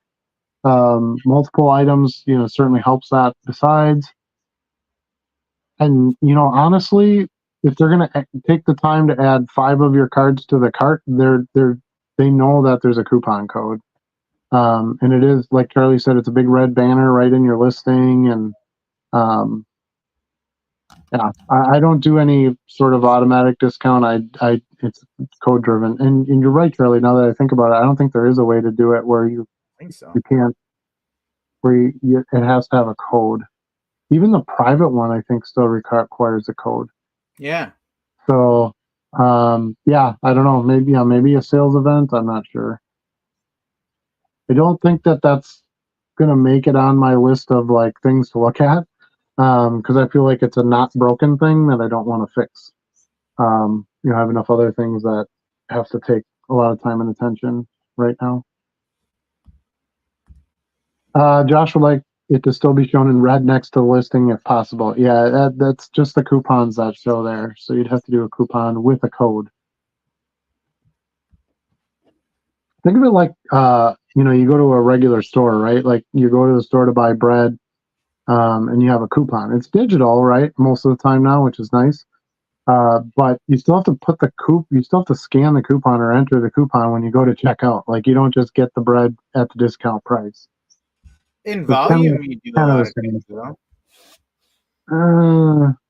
I don't know how many, like, I mean, yeah, I guess comparing You go groceries to to baseball Walmart or cards is something probably not and the best it's thing. buy 3 get 1 free. It's Right. automatically done at checkout. That's a fair point. You're right. Um, Yeah, maybe that's something that eBay will kick out there at some point. I don't know. It's food for thought. I hadn't really thought about it. I've just generated the code and it's worked fine. So Yeah. again, I try not to fix what isn't broken. I have enough things that I still need to do. So I still haven't fixed my stupid webcam, for Pete's sake. So Yeah. What's the anyway, deal with that? What's up with I don't that? know. I don't know. I even have one of my buddies is here tonight. Came over for dinner, and he's way smarter than I am. As a matter of fact, he lays out nodes and cable lines for internet connections and stuff in like LA and things. Yeah, he's crazy smart. Anyway, I even had him take a look at it. He's like, I can't figure out how to get this thing to work. I'm like, well, that's interesting. So, Your driver is out of date. and we downloaded the new driver and it said it was there. So I don't know. I mean, I'm not completely computer illiterate. I can make most things function, but that one just stumped me. Plus, Check your plus it was security working. settings to make sure you're allowing your internet browser Correct. to access the camera. Yep, I did, and it is. I'm out. And I even tried a different browser just to see if that was so. Normally, I'm a Chrome user. I had to go to Edge, but I pulled up Edge and I had the same issue. So I don't know. It's really weird. Your laptop Anyway, is like 20 years old, right? what's that? Your laptop is like 20 years old, right? No, it's maybe a year old, but it's not a high functioning laptop. I mean, pretty much the only reason I bought it was because somebody bought me a thermal printer and it was required to be plugged into a computer. I'm like, well, I better buy a computer now. But that was well before I was doing all the YouTube stuff and the Yeah. lives and the selling full time and blah blah blah. So next year, when you get into a full time business, you have to start thinking about what do I want for expenses this year versus what I mean. Yeah. You have to do a little bit of that planning stuff. So I think that's going to be. I'm not going to do anything with it this year, hopefully, unless I have to. But that's going to be in my budget next year for expenses. I don't have to buy any new cameras right now. I don't have any of that stuff, so I need to buy something next year. I You need some of those. need to buy something. Well, You you sound need like you have an addiction. no, you need some write downs. You need some expenses in your business. Things like that. So I think next year it'll probably fit. So we'll see. Oh, I just skipped this one. I'm CY is here. Thanks for joining us. I'm listing right now, and I must say this is a ton of upfront work. Just started, barely have 200 or so up. I'm not sure how you're listing. If you're using the phone, um, you'll get better and faster at it. You have to fill out every single field, right, Charlie? When you list a card. Absolutely not. Mm-hmm. But yeah, you're probably just trying to get a feel for it. You're being conservative, and things will start to move a lot faster. The more you do it, and the listings will pile up. You probably won't have if you only have 200 listings, you probably won't get a ton of sales. You just don't have you don't have the exposure and enough to offer. So you should be able to build up the listings pretty quick because you won't have the sales. Then as the sales come, then that's your new challenge is keeping your listings up with the number of sales. So it goes in stages. Just take your time, have some fun with it. I'm assuming you're not just full time doing it or something like that. You're just kind of getting started. So learn the app. Consider like long tail like Charlie and I. The scanner, things like that. If you get up that far and you're interested in that, then you can start looking at some faster processes that do cost you money too, though. Yep. I know you don't like listing in player lots, but if I card sells on eBay for $1, how do you handle it? I don't list any cards at $1, so I wouldn't have to deal with that. But let's say I have a card that I have listed at $1.49 and it sells, I ship one card. So I'm not sure what you mean by how do you handle it. Oh, I think what you're asking is if it only sells for $1, do you list it or not? No, if I can't sell it for my $1.50 or my $1.99, then I probably wouldn't list it. But you'd be surprised. You'd be surprised what sells. It's crazy. At the same time, I think we both list some cards at our floor price, knowing that we'll accept less Mm-hmm. for multi-card Quantity. sales. Yep. So I'll list a single at $1.99 with the likely intent that when this sells, it's going to be a multi-card offer, and I'm going to sell it for $1. Right. Correct. And that's what I love about the coupon because that kind of takes care of that work for me. Yeah. Right. I would accept $1 anyway, so they go in and they buy $5.50 cards, and they get 25% off. I'm actually making more money because they're buying it for what, $1.25? Yeah. Well, Yeah. a little like $1.20 if it's 25% off. So I actually got more than the dollar for it, and they did all the work for me. They went and found 4 more cards, and they get a decent price. It was an easy checkout process for them, and then it's easy for me. Just got to pull them and ship them. So yeah, and I don't like selling in lots. No, you're correct.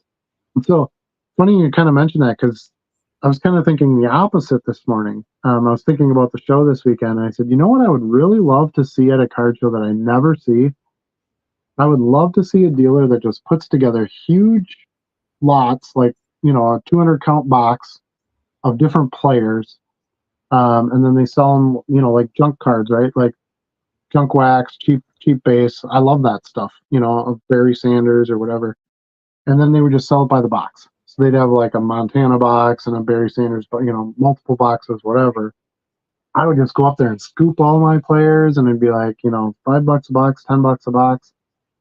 I would love that. That would save me a lot of time and effort.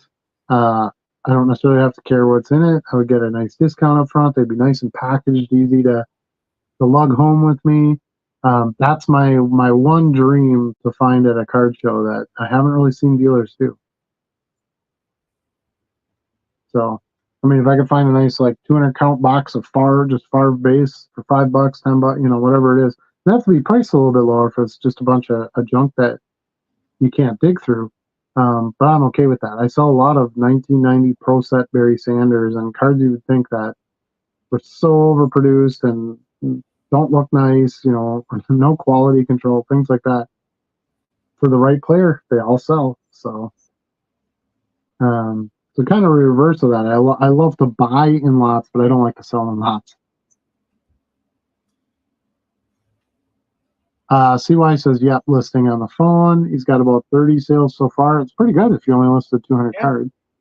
You must be listing some hotter stuff, so that will definitely help your numbers. You might be selling too cheap though if they're selling that fast, so it's something to look at as well, just to make sure. Matt says, quick trip. I don't know what that means. Quick trip for dinner. Cinnamon rolls. Yeah, cinnamon rolls. You want me to bring some on Sunday? Heck yeah. Okay, I can do that. Are your boys coming?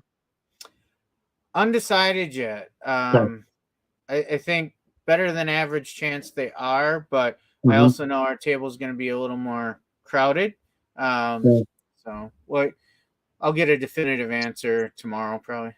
Yeah, and we got to decide who gets what shifts to go shop instead of having to man the table. So it could get interesting. We'll see. Yeah, I can't make money under $1.60. I'm not sure why you can't make. Well, it depends on what you paid for the card, I guess. But you should, if you only paid pennies for the card, you should be able to get money out of $1. You should be able to get profit out of $1.60. So, but that being said, at this point, I have a bunch of $1.49 cards because I had them listed and they generally sell in quantity, so I don't really care. But almost all my new listings, my base price is $1.99. So it's just how it is. Because I figure at $1.99, I have about a dollar in costs. By the time you figure eBay expenses, postage, penny for an envelope, penny for a label, whatever. Top loads I don't really consider because I get them from my own purchases to reuse. But anyway, you end up with about $1. Yeah, and $1.99 gives you a little bit of room to work with some buyers too. If you've right, for the right card, I might sell it for $1.75 or $1.50 and take my quarter 30 cents and go, depending on how much I paid for the card, just to move some inventory that's been a little stagnant or something. And obviously with the multi-card sales, you're going to give a little more of a discount. But yeah, I set everything at a floor of $1.99. Yep, that's pretty much my floor at this point too. Now I mostly sell like named players, so it's generally not a hassle. I would say the vast majority of my base cards are like $2.99. So, like a base mosaic Barry Sanders, I would probably price at $2.99, and then I would accept offers and send offers because I'll get like even on my $1.99s. I know Charlie likes the even numbers. We were laughing about that when we were driving from Eau Claire. But I'll send an offer like $1.89 on $1.99. You'd be surprised how many people will accept that. They'll take the 10-cent discount and buy the card. So, yeah, you have to figure out what works for your brand on how you want to price. But I wouldn't be pricing a whole lot of stuff at $1.49. You could start to not make money on some of those. Do you use your Yeah. quarterly eBay supply discount coupon? And if so, what is the best bang for your buck in your opinion? There's a quarterly coupon for eBay supplies. Um, yeah, I try to point that out pretty regularly on the channel to make sure people don't forget. But yeah, I definitely use it, and I use it for the bubble mailers. I've used it for the bubble mailers pretty much every quarter since I started doing this. Just because bubble mailers are really expensive, I don't use a ton of them, so I don't want to go out and buy them necessarily. Um, and it kind of fit with the dollar amount of the coupon. I could spend most of my coupon ordering those bubble envelopes. Now I'm using way more bubble envelopes than I ever was. Sorry, fiber optic yawn. Um, because I'm getting a lot more bigger orders. If you sell 40 cards, you're not going to put that in an envelope. It's going to have to go in a bubble mailer. So they've become very, very valuable that way, in the fact that I don't pay anything for that supply then. Gives you value for your monthly store fee, right? So if you're Yeah. spending 60 bucks a month on your monthly store fee, so you spent $180 on your store fees for that quarter, and you get 50 bucks of it back. It's a pretty decent deal, really. In Yeah. supplies. So We're at different stages in our selling careers. We talk at length every week about how you do a lot more volume sales than I do at this point. Although I'm really encouraged with the increase in volume sales I've been getting. But we're still at different stages in our sales. For me, I use those coupons for different things because I feel like I'm at a stage where I'm stocking a number of things for the future. So I've gotten the bubble mailers. I've gotten some different size boxes. I've gotten some thank you stickers to try. So for me, it's exploring and thinking ahead to, okay, I I may not need these tomorrow, but what are some things I think over the course of the next year or two that I would want to have on hand?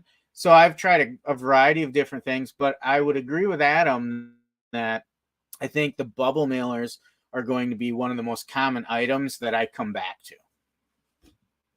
yeah, I just kept ordering them, and I had like boxes because they send you 100 of them. It's quite a Yeah. few.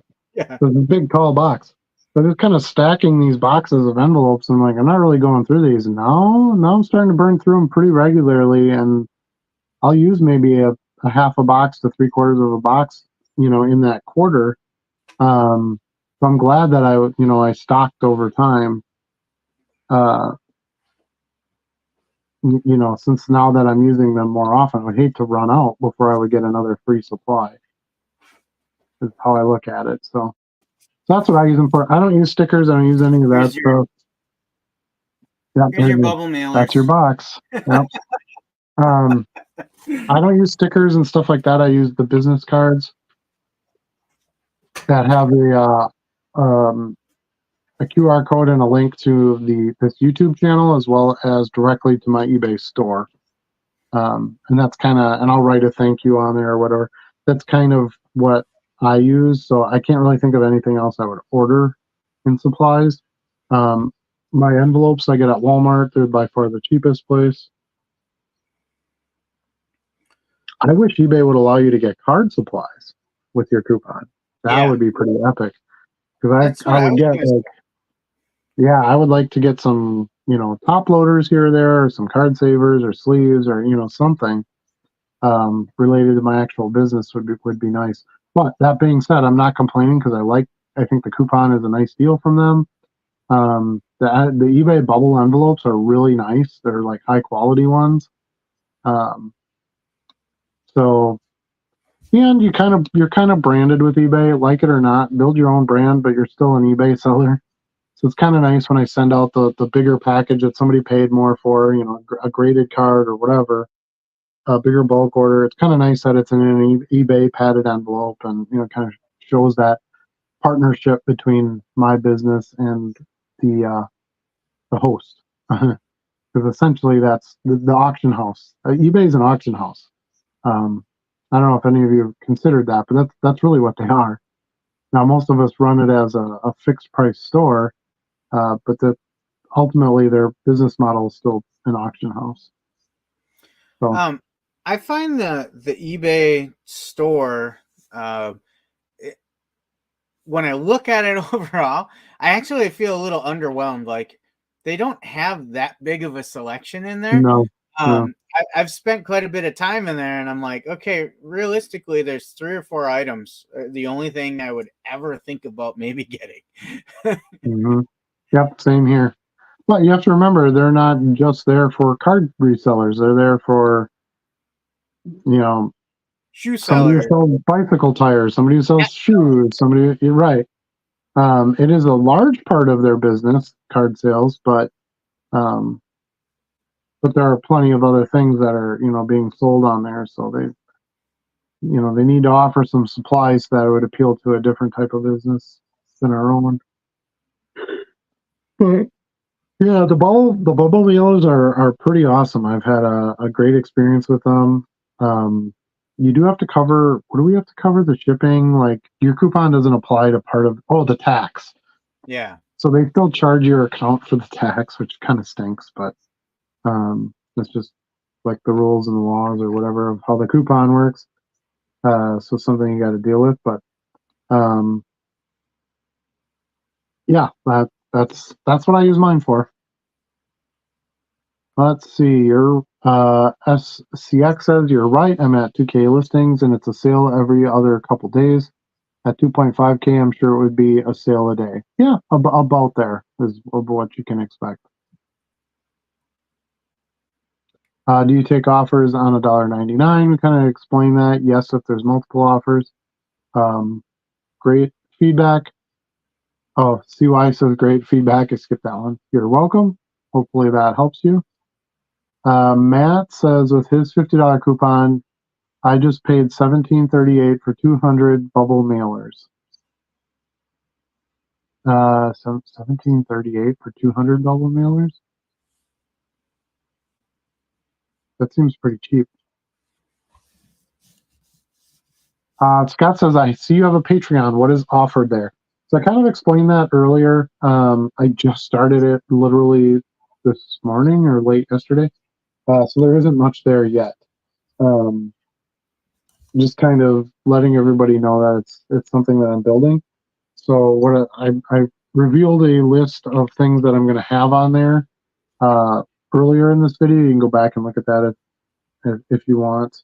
But just basically some extra content. I have I've been giving out my secrets for free, as Charlie pointed out earlier, for a while. So it's just going to be a place for those that are more serious about information they can get on this channel to have a membership space to get that. So might be some early release videos. I'm going to hopefully put a video series on there, or plan to put a video series on there about building a Shopify card store using Card Dealer Pro. Some polls on there about what content you want to see to help let you drive the YouTube channel a little bit more. So that's kind of what that's going to be for. But right now, yeah, I mean, if you want to throw a membership out there, I'd be appreciative of that. Because as I see the membership grow, it will obviously encourage me to add more and more stuff there. But right now, there really isn't much there other than like a kind of a welcome post, my logos, things like that, just kind of identifying uh, the brand for the Patreon.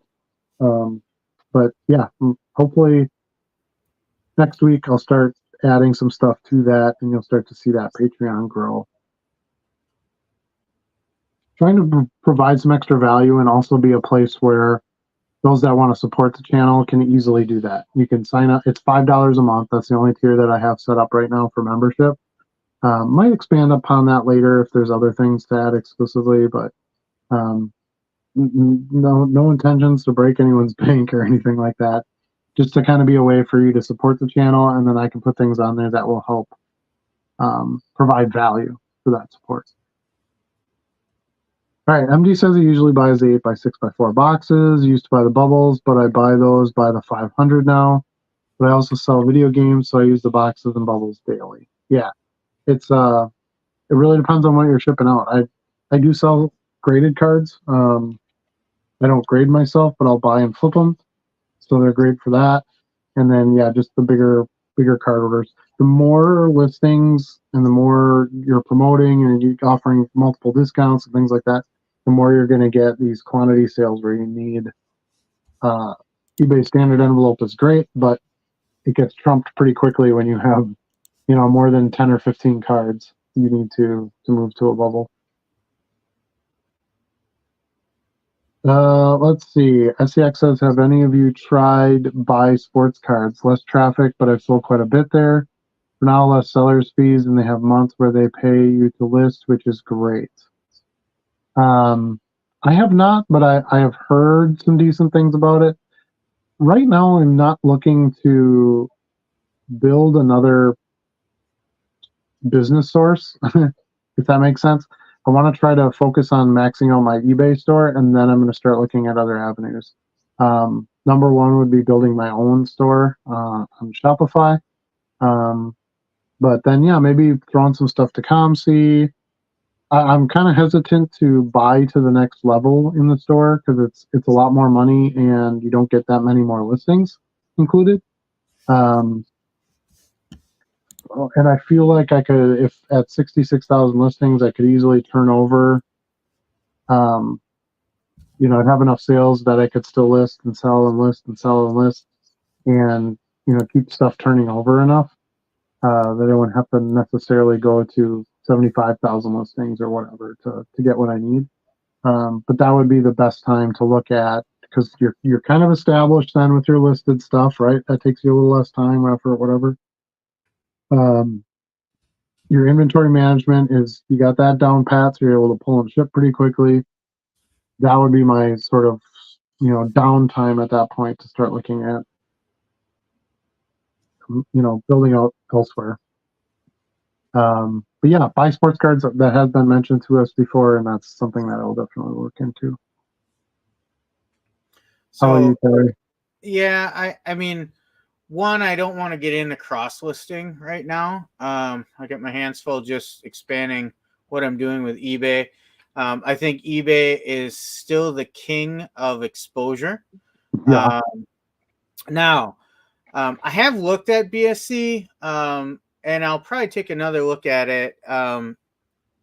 So they have zero seller fees, but it costs more for a standard envelope program. I think it's 84 cents or something like that. Yeah. But if what I would like to check out further is, would I be able to leverage reduced costs, if that is in fact the case there, to do like a 99-cent store where I can have a lower price point specific to those cards just on another platform.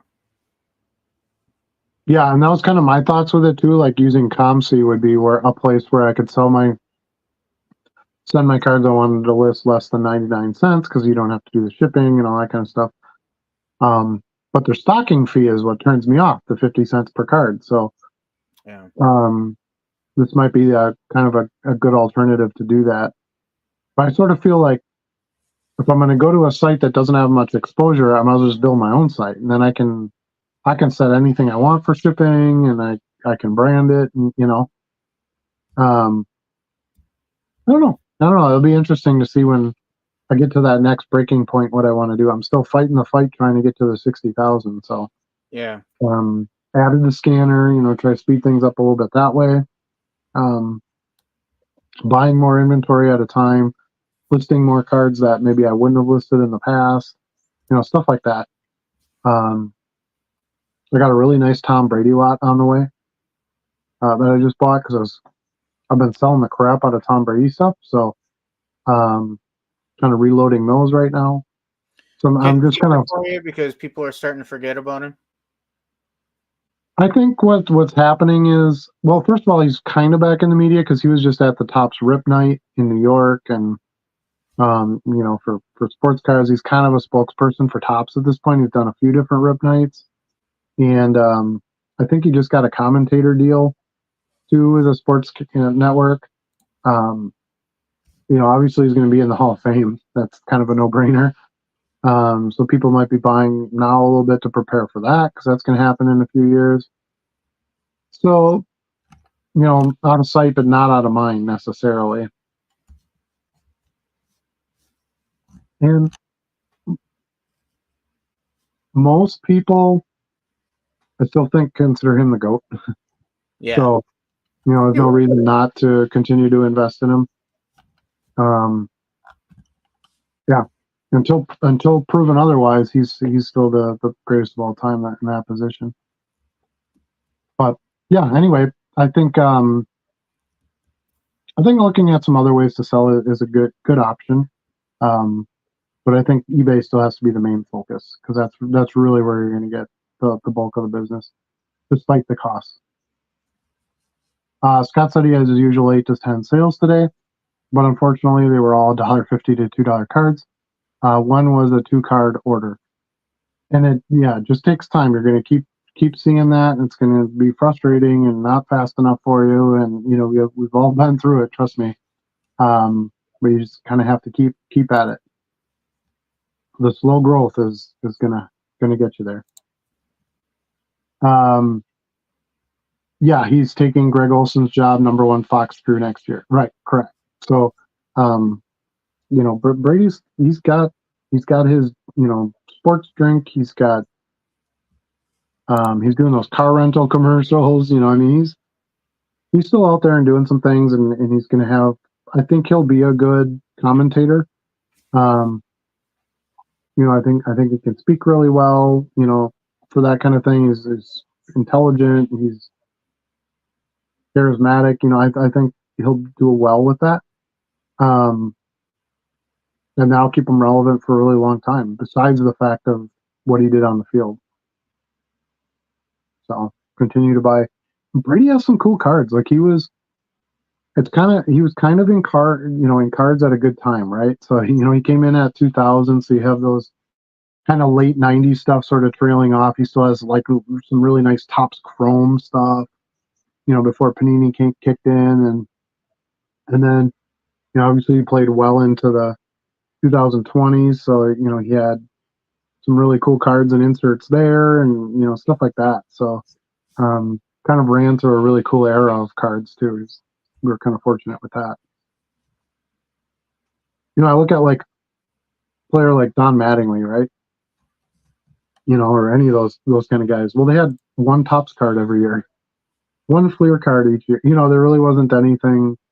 Great players, charismatic. Everybody loved them. Played on big teams, but there just wasn't that much stuff produced then. So you're not going to buy a bulk Don Mattingly thing and be able to sort of flip through them. You're probably going to get 20 copies of each card. you know. So Brady's just got great products and cool inserts, and he played with a bunch of really good players. There's a lot of good dual cards of like him with Randy Moss and stuff like that. That I think is easy to eat up and continue going. But I kind of held off on buying lots for a little while because his stuff was getting up there in price, and I knew it would fade off some when he retired. Obviously, kind of the out of sight discussion, but it's time to stock back up. I think I've kind of been letting them get picked down and getting the prices I want for them, which is good. But yeah, I want to kind of robust that part of my store a little bit. Darren Ravel just tweeted out that PSA is acquiring SGC. Ooh. Whoa, that's a big one. Breaking news. So you know who owns? Well, isn't PSA now owned by Fanatics?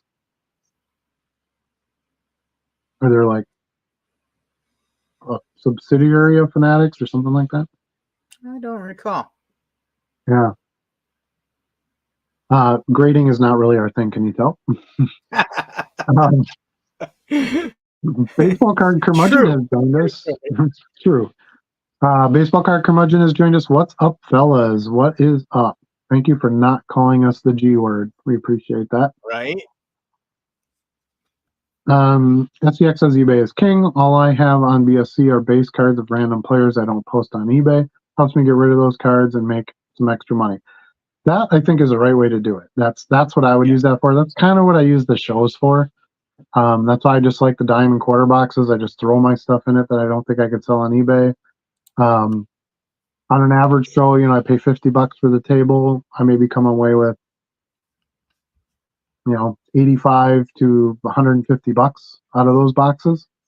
I feel like that's pretty good for a weekend, and it's a weekend out, and I usually pick up some inventory at a pretty good deal. It gets you into some dealer tables early because you're there setting up and meet some viewers, meet some customers. So that's kind of how I do it, but and it's lower fees, right? Because I don't have to pay per card. I just pay my table fee and I'm done. So that's kind of what you're doing there. I think that's a great approach. So let me ask you this, Charlie, because it sounds like you've looked into it further than I have. If their envelope program is, you said 84 cents, right? Something like that, yeah, with So, tracking. So who gets the 84 cents? Like you're just that's what you're paying for that postage? I'm not sure. I don't know if they're passing through. Well, they must be passing through for metered mail, right? So right, but if you're going to try to sell a card at 99 cents, now you got 84 cents postage. Yeah. You know what I'm saying? So it almost removes your theory of that's where I could do my 99-cent cards because you still have too much expenses. Yeah, you can shoot with or without tracking. So they must have different price points. Okay. Yeah, so standard envelope with tracking, 85 cents for 1 ounce, $1.10 for 2, and $1.35 for 3. I just looked it up real quick. So they're yeah, you're right. Their contract with USPS must not be as lucrative because they don't have the same selling the volume. Yep. Yeah, absolutely. Yeah. So I think you'd struggle a little bit there trying to get your 99-cent deals, but to pay off the offset and seller fees. I'd have to do the math on this. So on eBay, with our top seller program, we're doing 30 cents plus 10, basically, right? Right. Not exactly that, but roughly. With BSC, there's no seller fees, but there's a payment processing fee of 3.4% plus 30 cents. So you have, roughly 7% savings there that may offset the increased postage. But still, I don't think it's lucrative enough. I've seen the minimum price to list on BSC is $0.25. Yep. You couldn't sell one card at $0.25. It would have to be a multi. Yeah. Maybe it might be a way to dump some lots. Yeah. Kind of cheap, I don't know. MD Sports Cards also caught the SGC sellout. Excuse me. All right, so Robert has a good question. He says, I have heard you should be selling 10% of your inventory every day. Or maybe it's every week. Have you guys heard that? What is your thoughts on that? I hope it's a week because I'm not doing 10% a day. Yeah, I mean, at 36,000 listings, I'd have to sell 3,600 cards a day. That's not going to happen. Yeah. A week? Yeah. That might still be a little aggressive based on what we sell. Yeah. I don't just pop out the hot card. Yeah. I think you have to look at, what is your margin too, right? So, let's say you're selling the hot card, but you're just trying to make 10 or 20% return on it. You might flip more inventory, but you're not making as much money. So, I don't know. I mean, in theory, you want to sell your inventory as fast as you can, right? You don't want to hold on to any of it. But there are cards where I'll list a card today, it'll sell tomorrow, and another card I'll list today, I won't sell for a year. So it doesn't mean I shouldn't list the card. It just means that it's a long tail play. Now, in my case, I feel like that's worth it because the capital investment is so small. That might have been a card I got for 2 cents, 5 cents. So who cares if you tie up 5 cents for a year? You know, um, yeah. I think the most thing. I think the biggest thing is find out what sells, right? So make sure you're just listing stuff that actually sells, and then you kind of have to let it go from there because you can't really control like certain things that are going to sell, right? Like I said, unless you're selling the hot player, this week this guy hits 5 home runs in a game, and oh, better yet, this week this guy scored 5 goals in a game. Um, all of a sudden, I'm going to be, selling all my Erling Holland stuff, which I did sell another Erling Holland card today. Well, yeah, but you didn't know he was going to score 5 goals. You know what I'm saying? So the market's kind of weird on what we do because there's other things that affect it. You know, um, somebody's supposed to get in the Hall of Fame. So you're selling all these cards for this guy that gets in the Hall of Fame. Doesn't get the votes. Now they're not in the Hall of Fame. Guess what? You're going to sit on now that, maybe you paid more for. So I don't know. That's kind of one of those ones where I think it's a decent goal, but I don't know that it can be really that solid a number. But yeah, if you have 2,000 listings, that's 200 cards a week out of your 2,000 listings. I don't know that anybody's doing 10% sell through rate. I would think the more listings you have, your sell through rate is going to go down, right? Because if you list 2 cards and you sell 1 card, well, you had a 50% sell through rate, but you're not going to sell 1,000 cards if you list 2,000 cards. Yeah.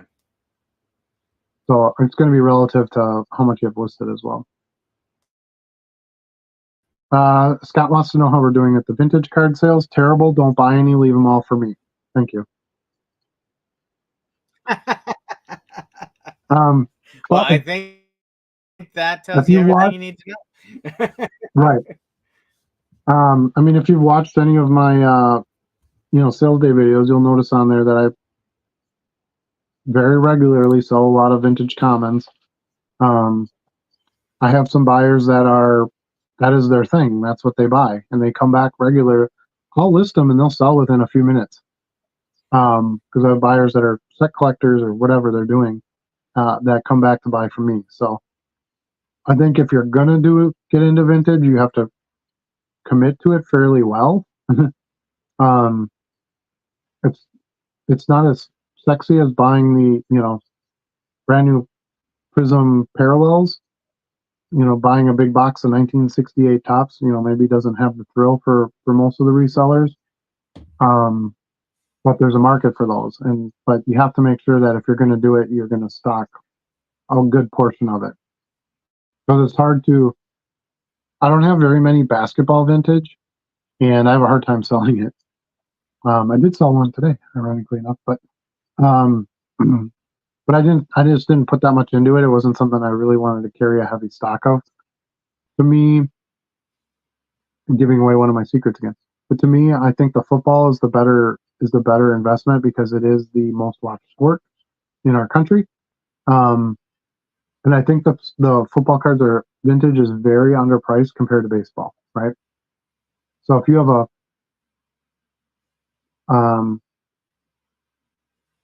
rookie Mickey Mantle, right? That's what 60,000 for like a raw 52 Mantle, ungraded, in fair condition, whatever. Let's just say that you could get like a Terry Bradshaw rookie for like $5,000. And I'm not saying Terry Bradshaw is the same as Mickey. Don't get it twisted, but if you compare some of the legends in this sport to some of the legends in this sport, they just don't. They don't really even out. So I think, and I get it. Cards started with baseball. There's no more collectors, but you have to remember that things change over time, and the generations of you know us and the kids and that coming up. What are they watching? Are they watching a lot of baseball? Are they watching a lot of football? And what are they going to want to buy? Right? Because those trends can change. So to me, that's where I feel like is you're getting a lot of bang for your buck. I can buy vintage Bart Starr cards and Terry Bradshaw cards and pretty affordably and resell them and make some money on them versus like I can't buy like a stack of old Mickey Mantle cards. I go broke in a hurry. Not that you can't resell them, of course. There's obviously a market, but um, I just feel like entry to vintage football and stuff like that has been really good for me. Helped me learn a lot of the players, and um, a lot of people will buy the vintage with the modern. I'll have somebody come in and buy a Terry Bradshaw card and a Ben Roethlisberger card and a Kenny Pickett card all together, right? So it can, excuse me, it can help some of your modern sales as well. And with the scanner and Card Dealer Pro, you can list like 1,000 of them in like an hour. It's awesome. It's so easy to get through. Scott says he's been buying auto cards of lesser knowns for $1 and $2, and I've done well with them. Autos of anyone seem to always have a buyer. Correct. Everyone's got a mama. Right? We talk about that all the time. Yeah, that's one of my plays. Yep. I like the super low end autos. I buy those all the time. I sold you know Gary Jennings Jr. is? No, I don't think you do. Exactly. I sold an auto card to him today. It was a 2020 playbook auto. I got $3.50 for it. So, yeah, he played for the Seahawks for like one season, I think. He was drafted, but obviously didn't get very far. And what's great about that is all you have to look at really is the price and to some degree the brand. Like I don't buy a lot of the Sage Hit autos and stuff. So as long as it's a real brand, like even ProSat or Leaf or, obviously any of the bigger brands, Prisms, things like that, those are all definitely ones that have a market. But you don't really have to care who the player is. If you can get it for 50 cents or $1, you just buy it. List it, and there should be somebody that's interested in it. I buy and sell lots of cheap patch cards. I see most people don't buy them at shows. Kind of hit or miss on that one. I have some too. They're not huge movers for me unless they're major name players, especially the ultra modern because they're not game worn. But just shipping them's kind of a pain. Some of them are too thick, and so unless I get a really good deal on it, I've tried to do that before. Buy like a big box of jersey cards, and haven't been able to get the price I wanted on it. So I haven't bought a big size chunk lot of it yet, but it's on my list. It's something that I'd like to pick up more of for sure. But I would kind of treat it the same way as the autos, right? Like I don't care who the player is. If I can get it for 50 cents or $1, I should be able to turn it for at least a couple bucks.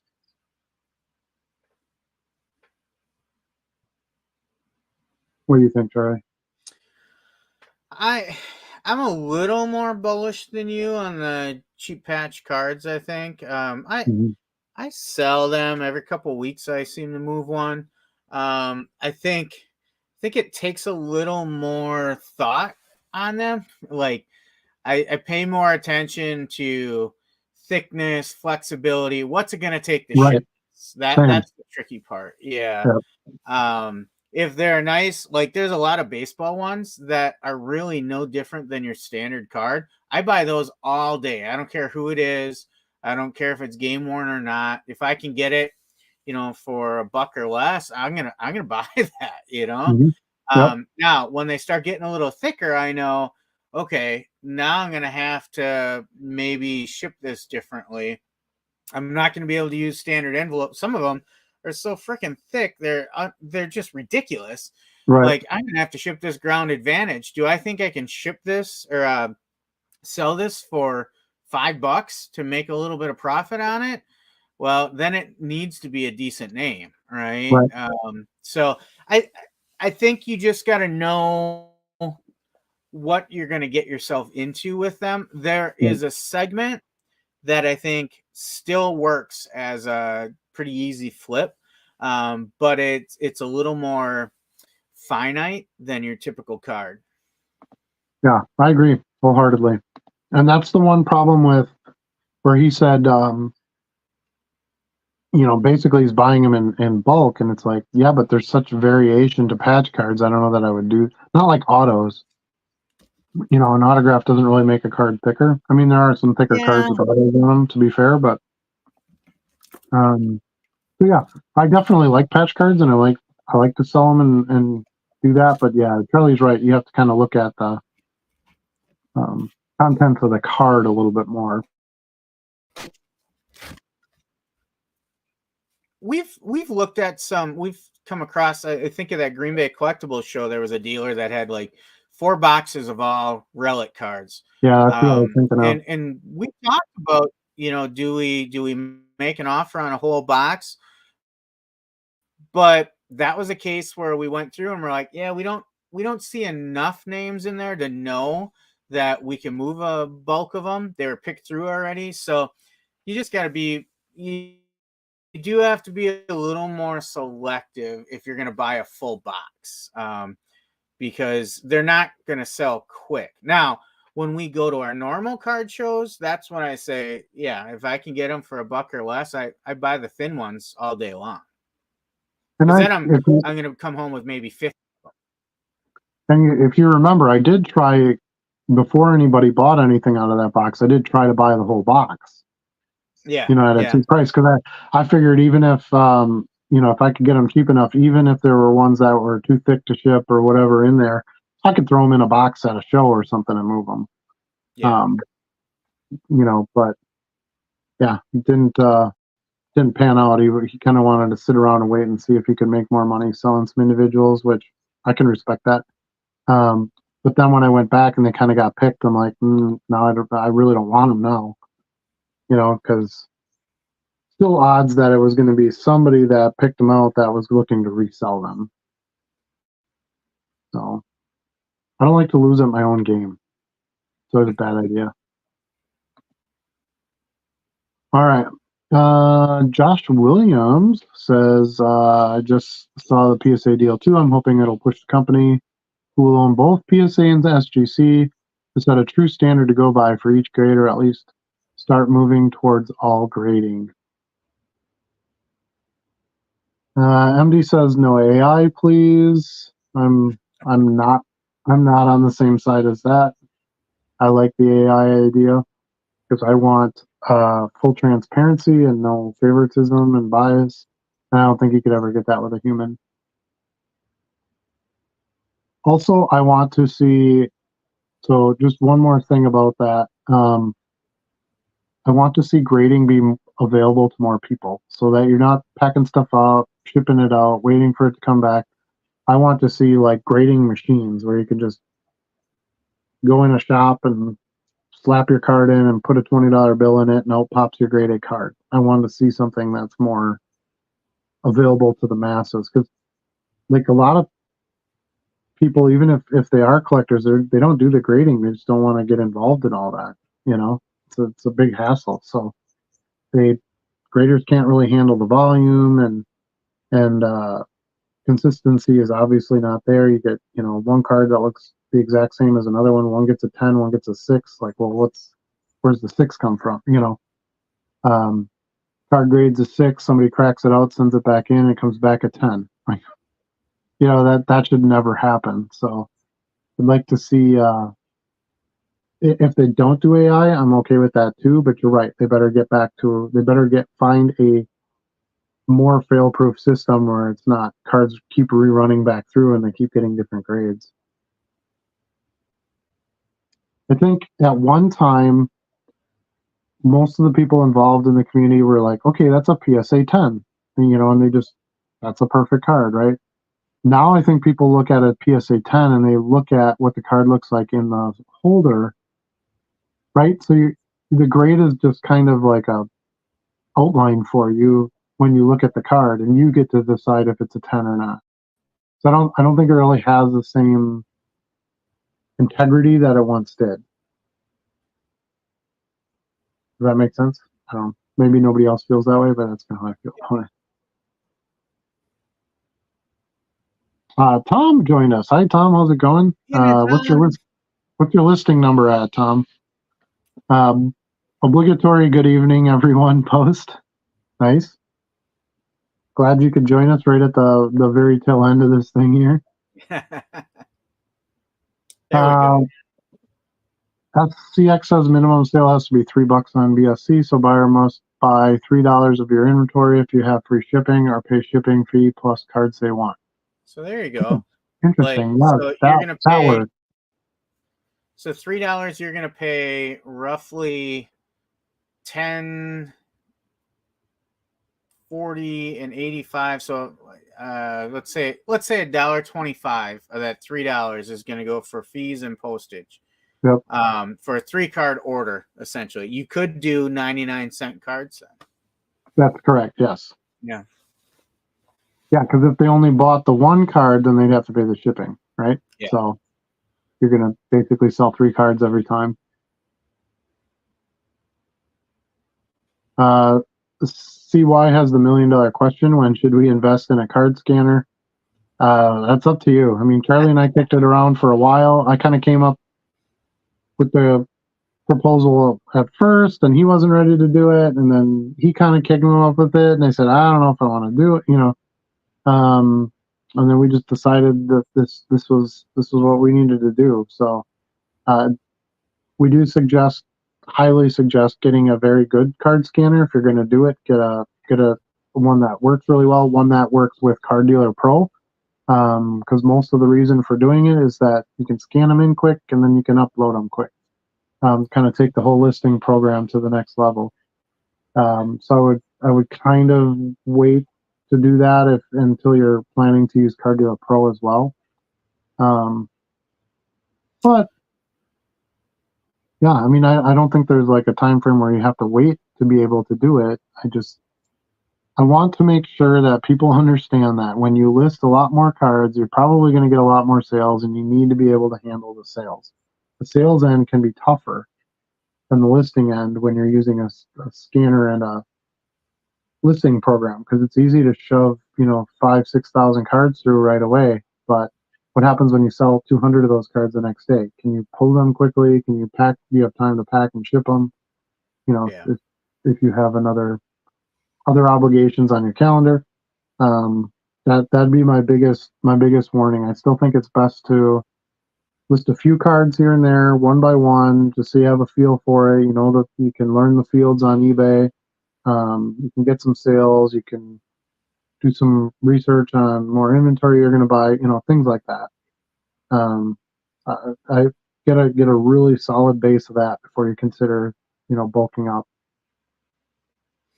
Yeah, I think there's also a piece that I would recommend that you make sure that you're ready to make a commitment to this before you put that kind of expenditure against it. Yeah. I would say I don't think it makes sense to even start thinking about it till you have a couple thousand listings, and you've to Adam's point, you've figured out your processes. You know what you need to do to be successful at this. But then at that point, you've also proven to yourself that this isn't just a passing fancy. Like, you've been in the grind, you experienced it, you've made a determination that, yeah, I can do this. This is something I want to do.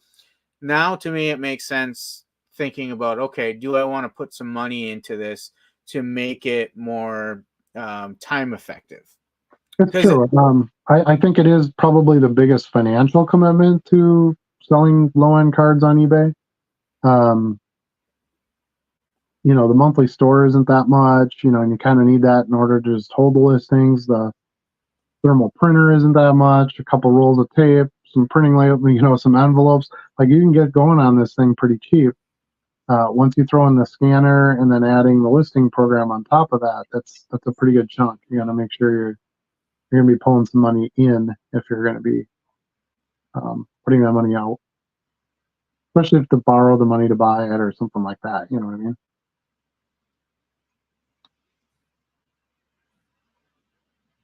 But I do think for anybody who wants to sell in volume, it's an amazing tool to have, and it is something that allows you to scale up big enough where you can have a lot of listings and fill a lot of orders.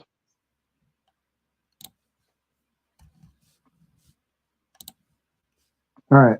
Let's see. I think we just have one or two more here. Let's get through these, and then I think we're gonna call it a night. We're at about 2.5 hours. So Robert says the store has 1,200 or so listings, and he probably averages 5 to 7 cards per day. Pretty good. Yeah, that's not bad. That's not bad. You might.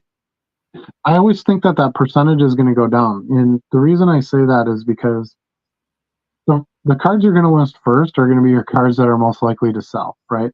Yeah, that's true. Or consequently, you're selling a whole bunch, but it's because you're selling them too cheap. So I wouldn't be as concerned about the sell-through rate as I would be about your margins for your sale. Right? So if I'm going to pay $1 for this card, I want $4 to $5 for it minimum, because I'm going to lose $1.50 to eBay for fees and shipping. Excuse me. That goes into that. So don't sell it at $3 and just make your 25 cents. You know what I'm saying? I don't know. I think the quantity of sales is not as important as the quality of your sales. Robert lifts about 25 cards a day. That's a great start. Nothing wrong with that. Consistently do it. Consistently get some new stuff up there. Fill your orders on time. As long as you do that, you'll keep it building up. I'll buy any relic for $2 or less. That's more than I would pay, but I can see where you're coming from. I'd probably be more at the 50 to 75 cents level, which is what I pay generally for autographs. But I do it in bulk. So I wouldn't buy one relic card at $2 might be okay, but I wouldn't pay $2 per relic for a box of 50 of random players. Right? So generally when I'm getting my autos, it's from a dealer who I'm buying a bunch of other cards from. Not just autos, but maybe, I'm buying 100 quarter cards or something. So I get 4 or 5 50-cent autos in there as well. Then you end up paying less for them because you're getting a bulk besides. So